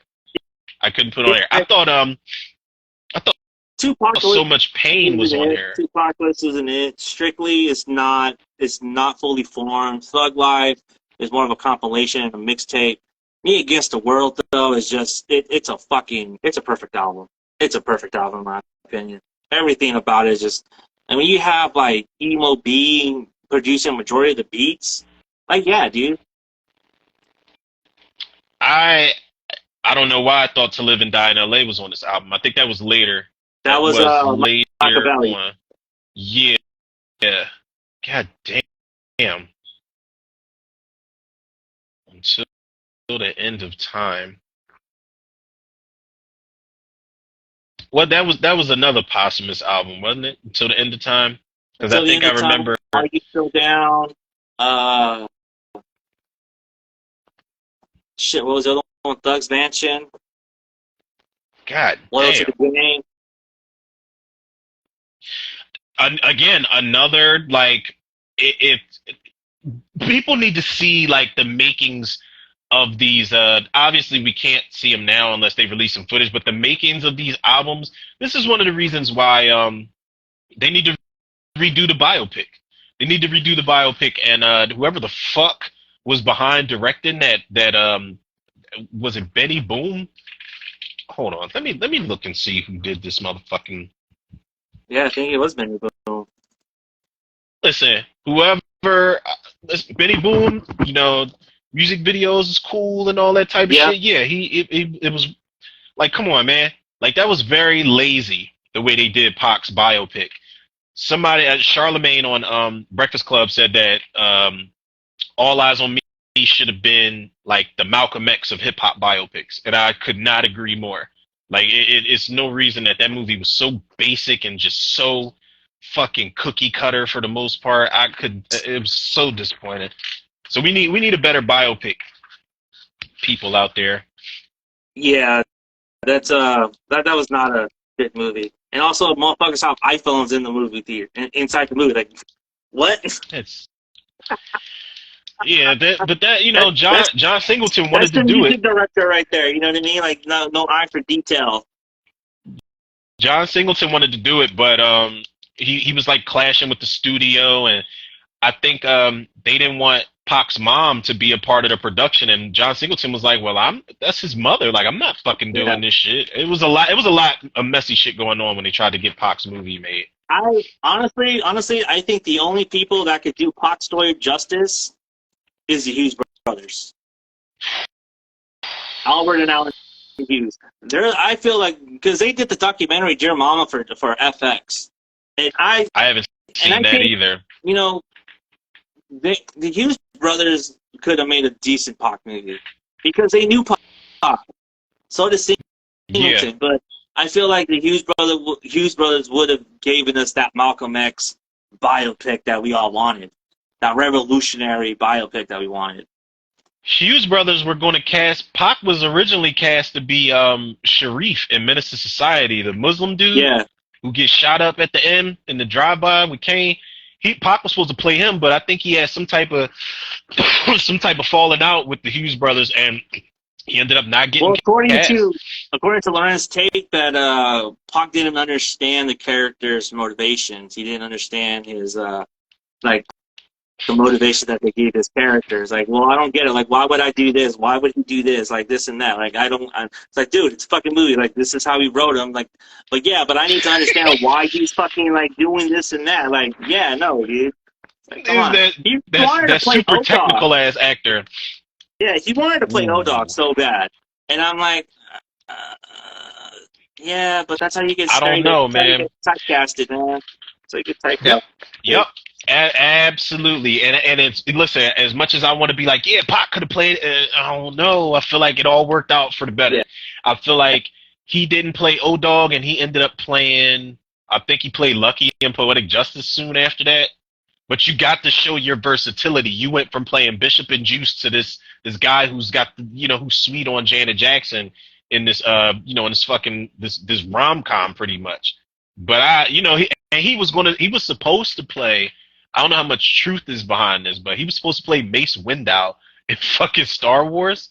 He was supposed to be in Star Wars, and that shit would have been so wild. I can't see Pac doing that. I can't see Pac doing that. Like, I really can't. Sorry.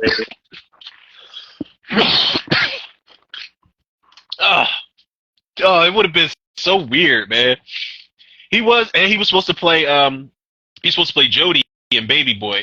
And that's why John Singleton put that big ass Tupac mural in Tyrese's room in the movie. So yeah, he was supposed to play. It was supposed to be him and Aaliyah in that movie.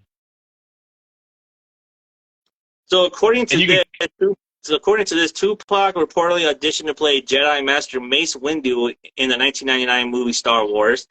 Rick Clifford, who worked as an engineer at Death Row Records, said in an interview on the website Tupac Forum that Shakur told him that he had gone for a reading with George Lucas, but the part went to Samuel L. Jackson. Pac found out that I worked for Brian Austin Green, who was in 90210.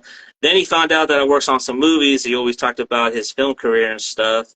Pac was killed in 96 before the prequels released. However, Pac auditioned works according to the timeline. Casting for the film was announced in 96 and began filming in 97. In a different world, we may have seen what Thug Life Vibes might have looked at in a different context, not in Los Angeles, Harlem, or Baltimore, but in the Star Wars universe. That's funny. You're going to say, I don't know if I'd buy that. Just fucking Pac in fucking Star Wars. That's crazy. Man, I'm all about versatility, but I don't know. I don't know about that one. He was also supposed to be in Higher Learning. He was supposed to play Fudge. I think he was supposed to play the Ice Cube character. I might be wrong here, but I think he was supposed to play the Ice Cube character. I'm not sure. Oh, man, think about this, bro. Leonardo DiCaprio was the first choice for Remy, who was played by Michael Rappaport. Malik was going to be played by Shakur, according to Rappaport. Oh, he was supposed to play the Omar Epps role? Yeah. Oh, man. Oh. But here's what's fucked up. Here's what happened. So Shakur had to pull out because the studio wouldn't fund the movie following his arrest. So when Tupac dropped out, Leonardo dropped out, and Gwyneth dropped out. Rappaport said, I mean, this didn't happen in a day. Gwyneth Paltrow? Yeah, Gwyneth Paltrow was supposed to be. I think she was supposed to play the Christy Swanson character. Oh, yo! That see, I love stories like this because in my mind now, I'm just never going to be able to get these actors and actresses out of that shit. That would have been nothing against Michael Rappaport, Omar Epps, or Christy Swanson, but that's a different level of acting that we would have seen in Higher Learning. That would have been fucking crazy. Tupac Shakur. He wouldn't have had to do. But just think, if he did that, he wouldn't. I don't think he would have ever done Django Unchained. I don't think he would have needed to. He probably would have been like, "Listen, I've done this before. I played that role. Exactly. Yep. God damn, man. Holy shit, bro. Yeah, that'd have been different for sure. That'd have been different. Oh my god. I would have wanted to see that. Sure. Bro.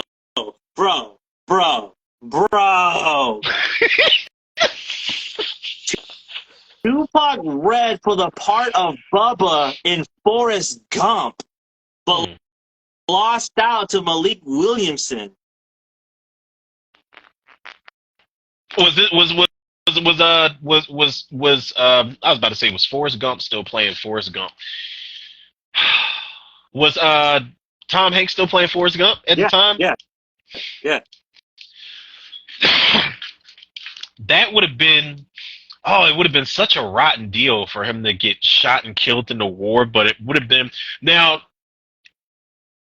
Michael T. Williamson is he's an underrated actor. I think he's another one people don't give their flowers to, or give him his flowers. Forrest Gump. See, Pac was different. This is how different this motherfucker was. He wasn't going to read for these average roles. Like I'm kind of. It would have been interesting. Bubba was slow. Bubba was the slow one, right? Bubba was slow. Yeah, right? Bubba was the one with his gums were sticking out like that, and he was the one that was, he was like, my family's in the shrimp and boat business. That was Bubba. I was about to call him Bubba Gump Shrimp. I forgot his name. His real name, he said, was in the movie Benjamin Buford Blue. He said, but my friends call me Bubba. I wonder would they have still like how would Pac have played it kind of slow though? Like that would have been wild to see. That would have really stretched his method acting out a hell of a lot more. That would have definitely would have put him in a different category among other rappers at that time because he would have gone against type.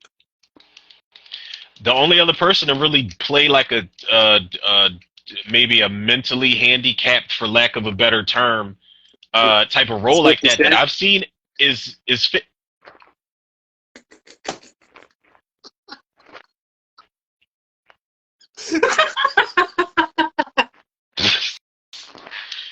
It is all him this evening, people. It's not me. I promise y'all. It is. I've been very tame for the most part. I mean, not to say that he was mentally ill, but like, have you ever seen that picture of 50 Cent when he like lost all his weight and shaved his head for a role a movie that no one saw? What was that movie called? I don't remember. No one knows. God damn, man. Holy shit. That's fucking funny as fuck. Oh my god. Oh, he lost it for, it's called Things Fall Apart. Things Fall Apart. Okay. Lost 214. Oh, he dropped from 214 to 160 following a liquid diet. God damn. Y'all gonna re-release this movie or something. Fuck that. Y'all got me fucked up. Like, if nobody saw the movie. Directed it too. 50 Cent wrote the screenplay, apparently. Yeah, we gonna re-release this shit. We gonna come out with a special edition Christmas DVD, whatever we can. You motherfuckers gonna watch this movie. Y'all are gonna see this shit, sure. I'm not playing no games. I was gonna say Mos Def in 16 Blocks. I have never seen that movie all the way through, but I know he plays a guy who's kind of like on the spectrum a little bit. Yeah, exactly. So Mos Def is like the only guy I've seen like really do that shit. Yeah, I think that's the only rapper turned actor that I've seen try it out. I don't know. Yeah, I think so. But yes, R.I.P. to the my number GOAT. one, Tupac's "Me Against the World." Like, I don't know. I don't think you could find a better Pac album. I really don't. Well, I mean, there is. No, that doesn't count. Yeah, that doesn't count because that's like it's not so much a compilation album, but it's a fucking soundtrack pretty much, and it's a combination of shit that he already released that they put together for a compilation album. That was like a Tupac Resurrection or some shit because they had Same Song on there with Digital Underground. Obviously, that was nothing new. They had Bury Me a G was on there. I forgot the name of the song with 50 Cent on there where 50 manages to diss Ja Rule. 50 manages to diss Ja Rule, and it's like Pac didn't even know this motherfucker. Like, he just started off dissing Ja Rule on that song. But yeah, that album, that's like a compilation album. It doesn't really count. I was about to say, speaking of compilation albums, this is what I get for trying to make cheesy ass segues into the next topic. But my number one, I feel like there was no way I was going to do this list without putting this guy on here. But when it came to the albums, there was only one other album. It's not what everybody thinks it was. It was one other album that I was struggling with as far as what to put on this list. But my number one, and I told myself I wasn't going to go cliche, but I think I'd saved the last one for the cliche. My number one is Blueprint 2. Jay-Z, got to put the Blueprint 2 on there. Blueprint 2? Really? Yes. Over Blueprint? Absolutely. I've never really, like, I'm not going to say I wasn't a fan of the Blueprint. I like it. It's okay. But, like, I almost picked Reasonable Doubt. And then I said, no, that's Reasonable Doubt is a fucking timeless classic, and you will never hear Jay-Z rap like that ever again. That's back when Hove was, he was rapping like, he was rapping like you could tell. I don't know how many people gonna agree with this. You could tell he was under the tutelage of Jazzo. Like Jay-Z has never sounded like that, and he's spitting that little quick shit in there every once in a while, and da da da da da. Like he sounds the most. It's controversial, but he sounds the most hip hop that I've ever heard Yeah, no, on Reasonable Doubt. I don't think you would find anyone to disagree with that because that Yeah, album is just like lyrically, you never hear Jay spit like that ever again. ever again, ever again. And what he And say? What he say? I can't remember what song it was, but like I want to rhyme like common sense.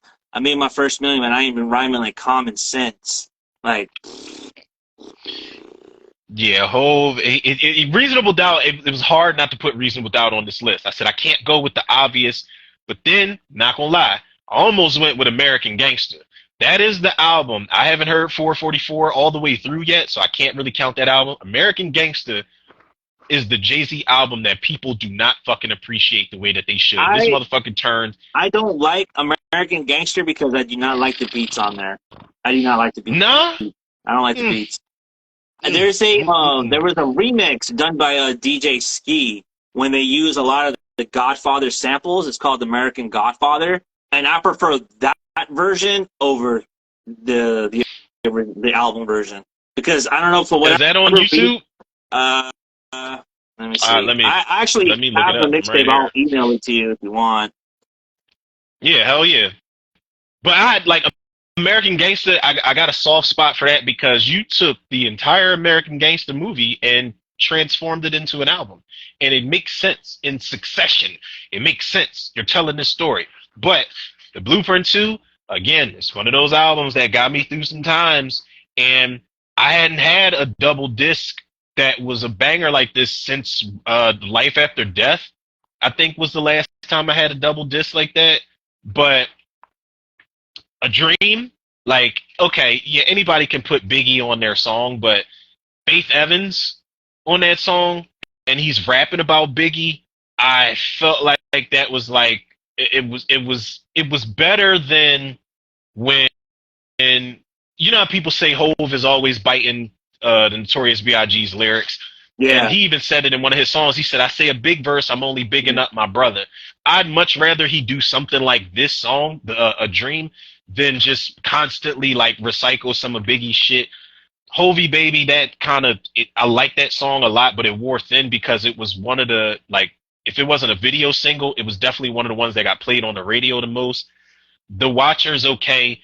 Excuse Me, Miss,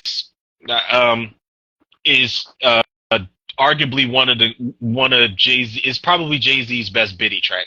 As far as him talking about a chick, that's the best fucking song he's done. And that beat, I don't know if Pharrell was on any drugs or Chad or anybody else, but that beat is fucking amazing. It's one of the best songs of the 2000s, hands down. What they gonna do with Sean Paul? I'm not really I'm not a Sean Paul guy. I think Sean Paul's British in real life, and I don't think he's like Jamaican or from the islands anywhere. I think he's been perpetrating all these years.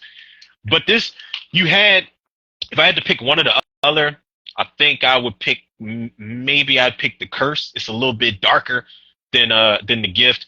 But then you got Lenny Kravitz. Like Hove was pulling out all the stops. I feel like if this was to be his last album, it would have been a better send-off than the Black Album for me personally. Plus, it's way more songs to choose from. Another bold claim, I actually like Nice rendition of the Black Album better. I think it's called the Gray Album.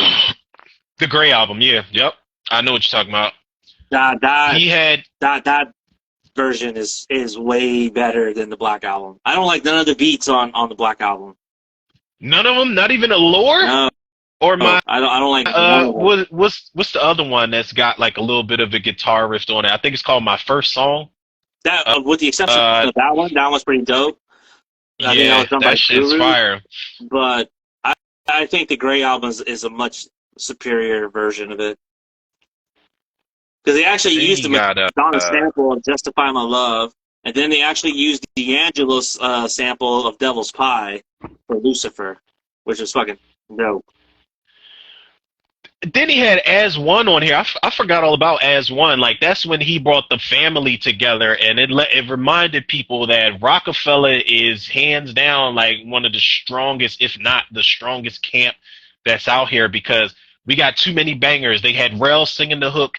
You got Dame Dash. I don't think Dame Dash is talking shit in the background, but like, and he had everybody on this. This is why I said this would have been another great send off because he had everybody behind this. He had Primo. I think he had DJ Premier behind some of the ones and twos. He had Pharrell, obviously, and the Neptunes. You had Timbaland. You had Swiss Beats. You had Dr. Dre. I almost went the extra mile and said he had DJ Quick. I'm not too sure if he had him produce on there, but it had so many different. Oh, and he had your boy Scarface on there. It was another collaboration where he had Scarface on there. He had Scarface and Beanie Siegel on one of the best songs on the whole thing. Somehow, some way. That was the one where it was like, all right, let me remind everybody, we gonna make it out the hood type shit. Like this whole album from start to finish. The only problem, Neptunes, Kanye, Dre, No ID, Heavy D, and Timbaland. That's it. They handle the majority. I said DJ Premier. See, I'm over here making shit up, talking about some DJ Premier. Yeah, but this was he had like a collection of his favorites on there, man. Especially Just Blaze. Like Just Blaze, when it comes to Jay-Z albums, like you definitely gotta credit Just Blaze for real. For like Pharrell is really like his homie, but Just Blaze was the Rockefeller producer overall. Like I don't know how many beats Kanye made, but he's on there. He's on there for sure. But yeah, man, it was the only problem with this album was I hated taking one disc out and putting the other disc in when I was done. Like it was just a lazy complaint. But other than that, like this could have been his swan song.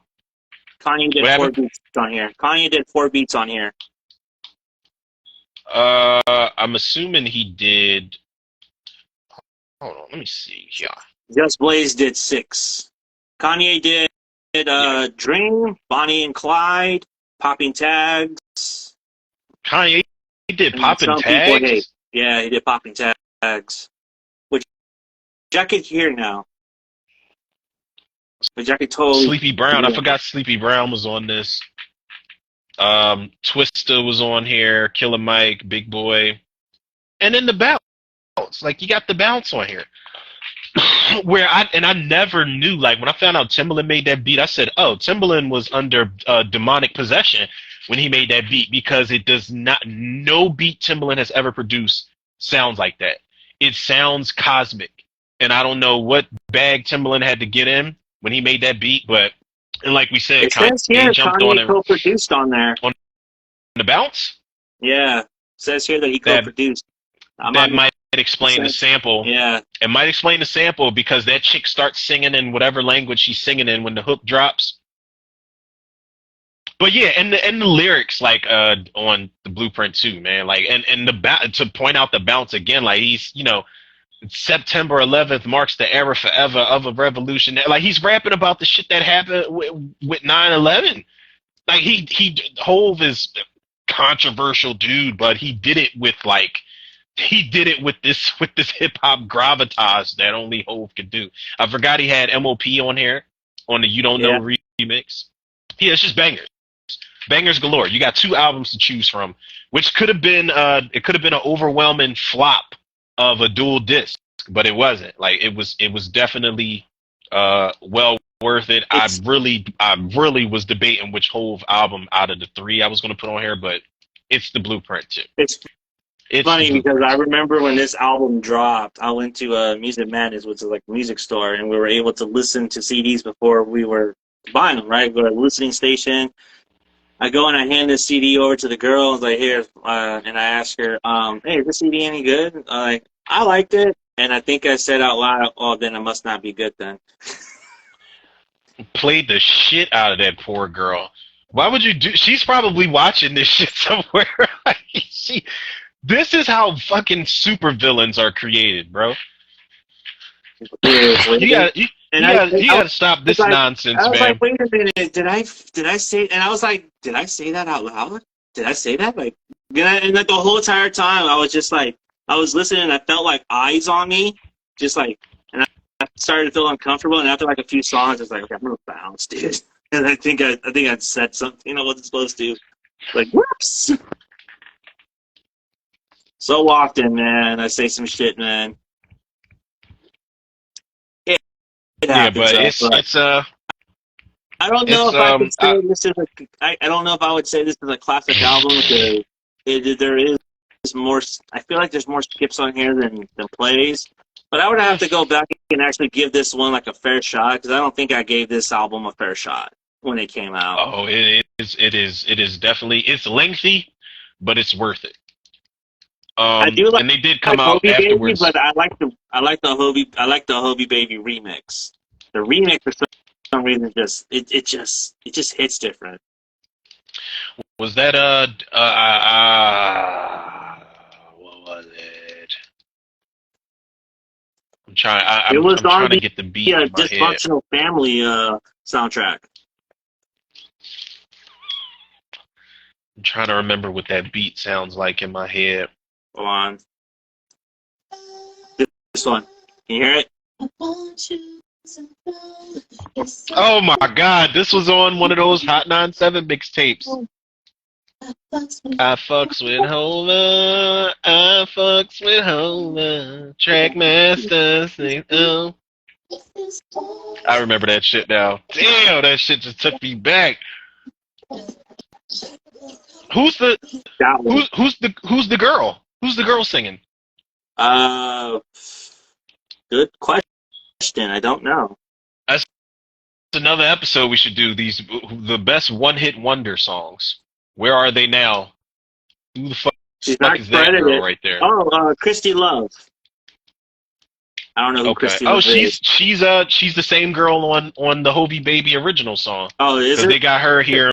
They got her here in parentheses. So I guess he threw her a bone and was like, "Yeah, you can get on a remix." Yeah, you can get some of this publishing right here, I guess. Yeah, rightfully so. Rightfully so. Christy Love, man. You're right, because remember earlier in the episode, check out the first verse. First I had the streets, then I had the chart. First I had the ear, now I have their heart. Rappers came and went, I didn't hear from the start. I seen them put it together, watch it take it apart. Just was talking about this shit, man. See, it's that nice little wrap around moment. That was fucking primo timing right there for that. That was perfect. We didn't plan that, by the way. No. People. That shit just fell into our lap the way it did, man. That's how y'all know y'all need to tune in to R&Z Live.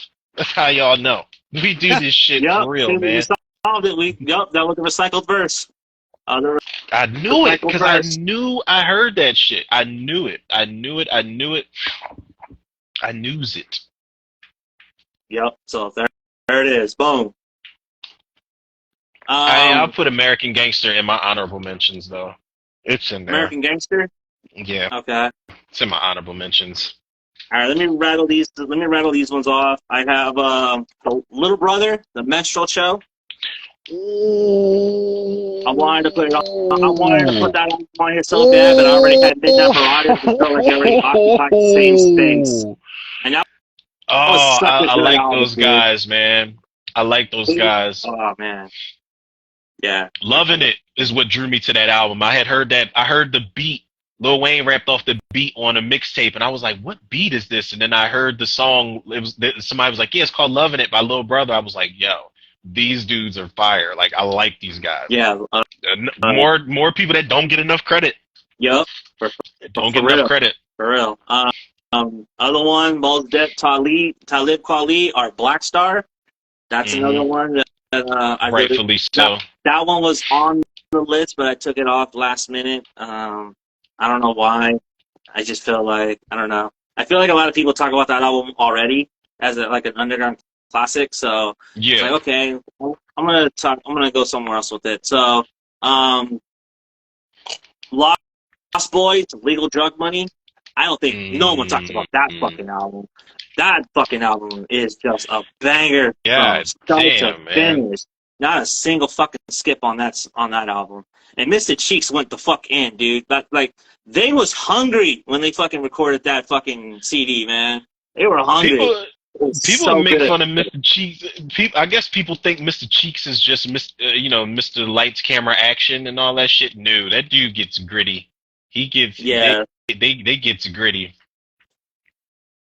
What was the other one? Doggy Style, Lifestyles of Oh, the Poor and Dangerous. you got a Snoop Dogg on here too. Yeah. Uh, Lifestyles of the Poor and Dangerous. Uptown Saturday Night. I had to put that on there. Shout out to Camp Low. That was on here. I fucking love that one. The Eminem That oh Show. god. The Eminem Show and The Fix. Oh, and the last one, Ghetto Boys, Can't Be Stopped. Yeah, okay, makes sense that you got them on there. You had to put them on there. Damn, you put fucking Uptown Saturday Night. Oh, how did I forget? Yeah, that was one of my honorable mentions, dude. Like that album. That album, man, like the production on that shit makes things so much smoother. Like Camp Low already got bars. They already got songs. They already got hooks. But that production is just oh my god, man. What is it? Cooley High? Cooley High. Whew. Mr. God Sparkle, damn, man. Lucini getting it. Crystal Carrington. Crystal Carrington, is that a song on there? Yeah. Fuck yes, man. Uptown Saturday Night is definitely a banger. I think that was the posse. Oh. Of Camp Low? Let me see. Yeah, they had like a posse cut with like 4 other cats. Hold on, I just want to see. Oh yeah, funny story. The Jay-Z "Feeling It" song. Remember on Reasonable Doubt? Reasonable Doubt, "Feeling It." Yeah, I'm feeling it. Yeah, that was original. Don't tell me that was Camp. That was a Camp Low song. Jay-Z jacked their beat, bro. And you know what song it was originally supposed to be for? It was supposed to be for Cooley High. That was the original Cooley High. Oh. If everyone else this guy, oh my god, it sound like a Camp Low song. It sounds like I'll never hear that song the same way again after you told me that. It sounds like it falls right into place with the rest of those Camp Low songs on Uptown Saturday Night. Watch, here it is. Like, what? Listen.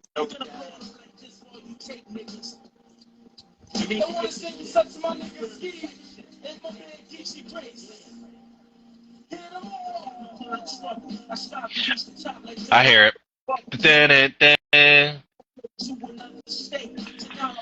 JP infamous for that, dude. Jay-Z's like jacked a couple of beats from a few artists, bro.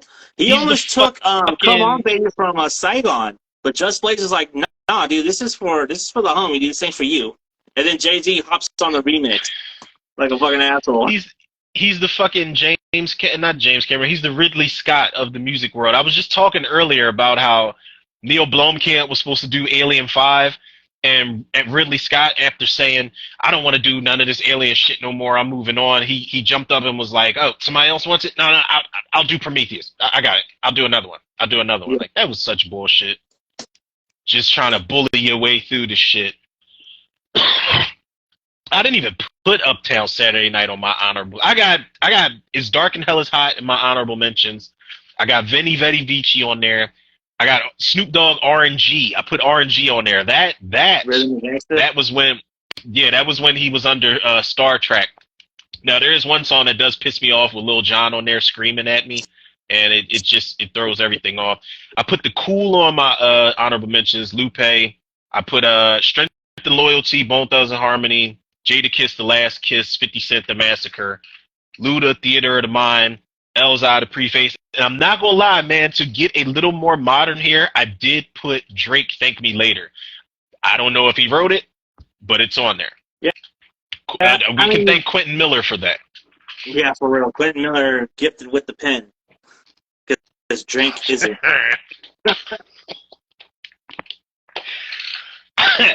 I'm just saying. Listen, we wrote our own rhymes, people, back in our heyday. Yep. I couldn't really see.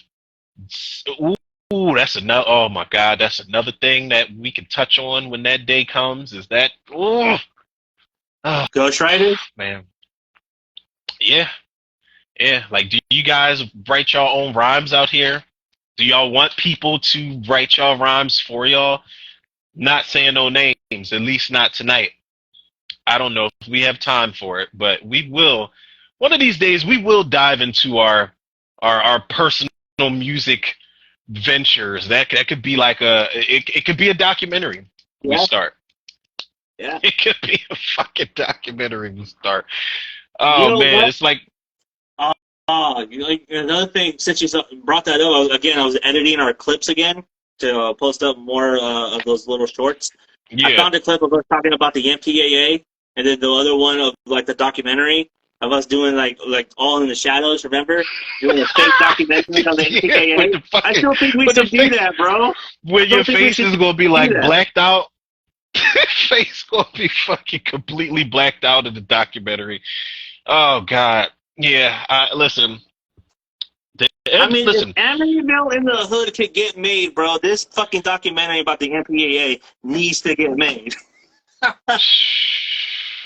It's gonna be a lot. I feel like all our films are gonna have to be like unrated.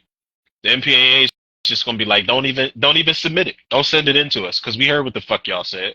We heard what Yeah, the fuck right? y'all said. We're gonna make you Just don't. cut. Like, no, it's a satire, so you can't make us cut it. We're for what's Exactly. crazy. So that's what we're gonna Yeah. do. Exactly. Oh, that's good shit. That is good shit. Yeah, but They got I don't know if I'm going to do music for the remainder of the evening or a movie, but they definitely have Indiana Jones and the Dial of Destiny on VOD. Did you see it yet? no, I have not seen it yet. I don't know if I'm going to see it. I think I'm just gonna wait till it comes on Disney, so I'm not paying for it. I was very disappointed. See, Yeah, disappointed with talked how to they. Aaron about it. He was like, he was not happy about it. He's like, oh, this movie sucks. Very It's predictable from what he said. just very meh. Is so like Temple of Doom is where I set the bar at, and I know I wasn't going to get Temple of Doom, but I Kind of like a the shit that you got that fucking cardboard cutout ass villain. Boyd Holbrook is the flunky, the goon. Uh, Phoebe Waller, I don't know her name. The chick that plays his Yeah, goddaughter. Phoebe There's Waller no Bridge, fucking. Phoebe There's Bridge Waller, something like that. no emotional attachment. There's no emotional attachment with them. You got fake ass Short Round who could just hotwire cars and drive planes out of nowhere. It's not good. It's not good. And they stole a fucking sequence from True Lies where he's riding on the horse. They stole that shit. Oh But he's yeah, he's underground like they showed a little bit of it in the trailer. yeah. Yeah, he's underground. He's not like jumping from a rooftop or anything. But it's like this is not a good send off, man. I would have been cool if Crystal Skull was the last one for real, for real. Yeah, me too. I think Crystal Skull is not that bad of a movie. People come down way too hard on it, and motherfuckers say, "Oh, it's aliens." Where the fuck are? So wait, so hold on a second. So you mean to tell me a covenant from Jesus Christ you buy? You can tell me you buy a fucking voodoo doctor who fucking kidnaps an entire fucking village, but you can't believe that motherfucking Nazis want motherfucking alien technology?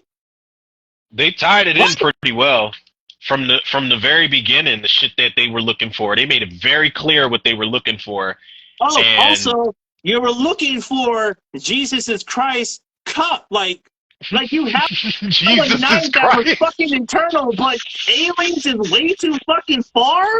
Get the fuck out of here! Get the fuck out of here with that! He said, Fuck out of here he with said that you were looking bullshit. for Jesus. Jesus is Christ. He pluralized the shit out of Jesus. I mean, listen, man. You know, people they'll go above and beyond with the religious antics, man. But they won't talk about you know, like alien life form, which is very much out here, man. Is out here. I think they've been here. They just don't want to really walk freely just yet. But you know, you got people that are going to defend their religion. You know that shit. Yeah. You already Yeah, know. like, what the fuck? You're okay with all this shit right here, but you're not okay with this over here, especially when the timeline indicates that's where they were going. Because in 1951, what happened in Roswell? Aliens is where they draw the line. You Yeah. know this. You know Exactly. this. But an eternal night that lived for centuries, that's okay.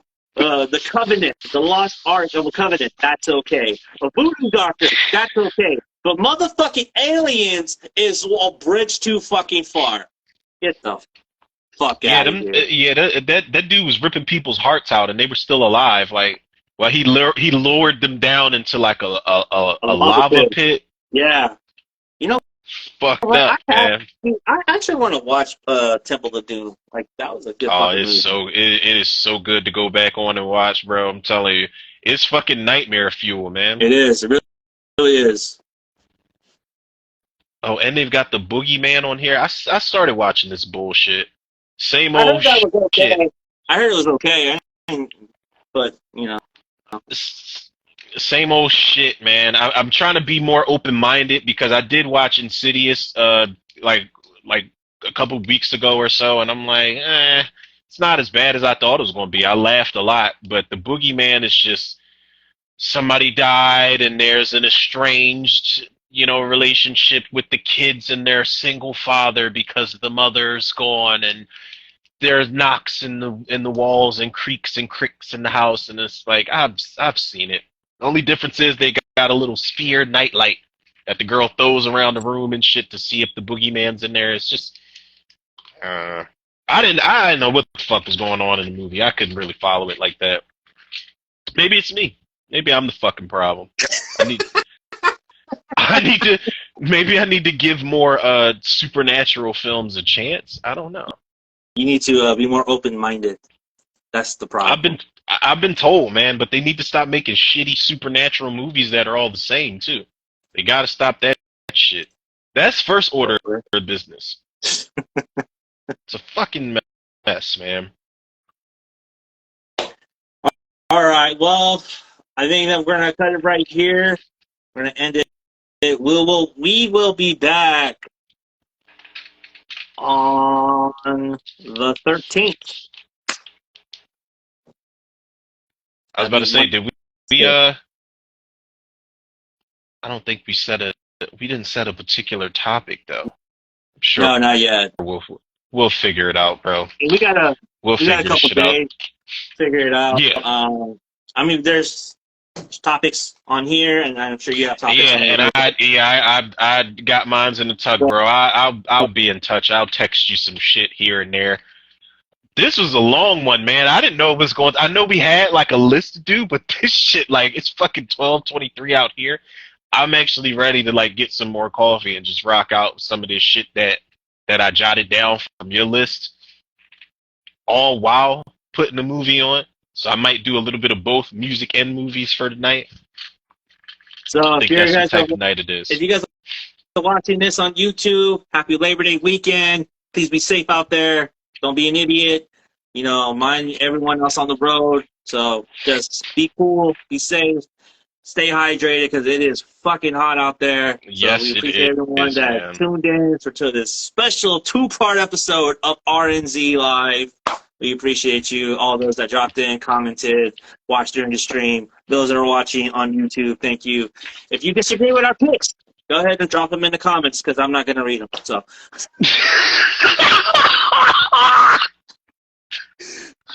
Peace.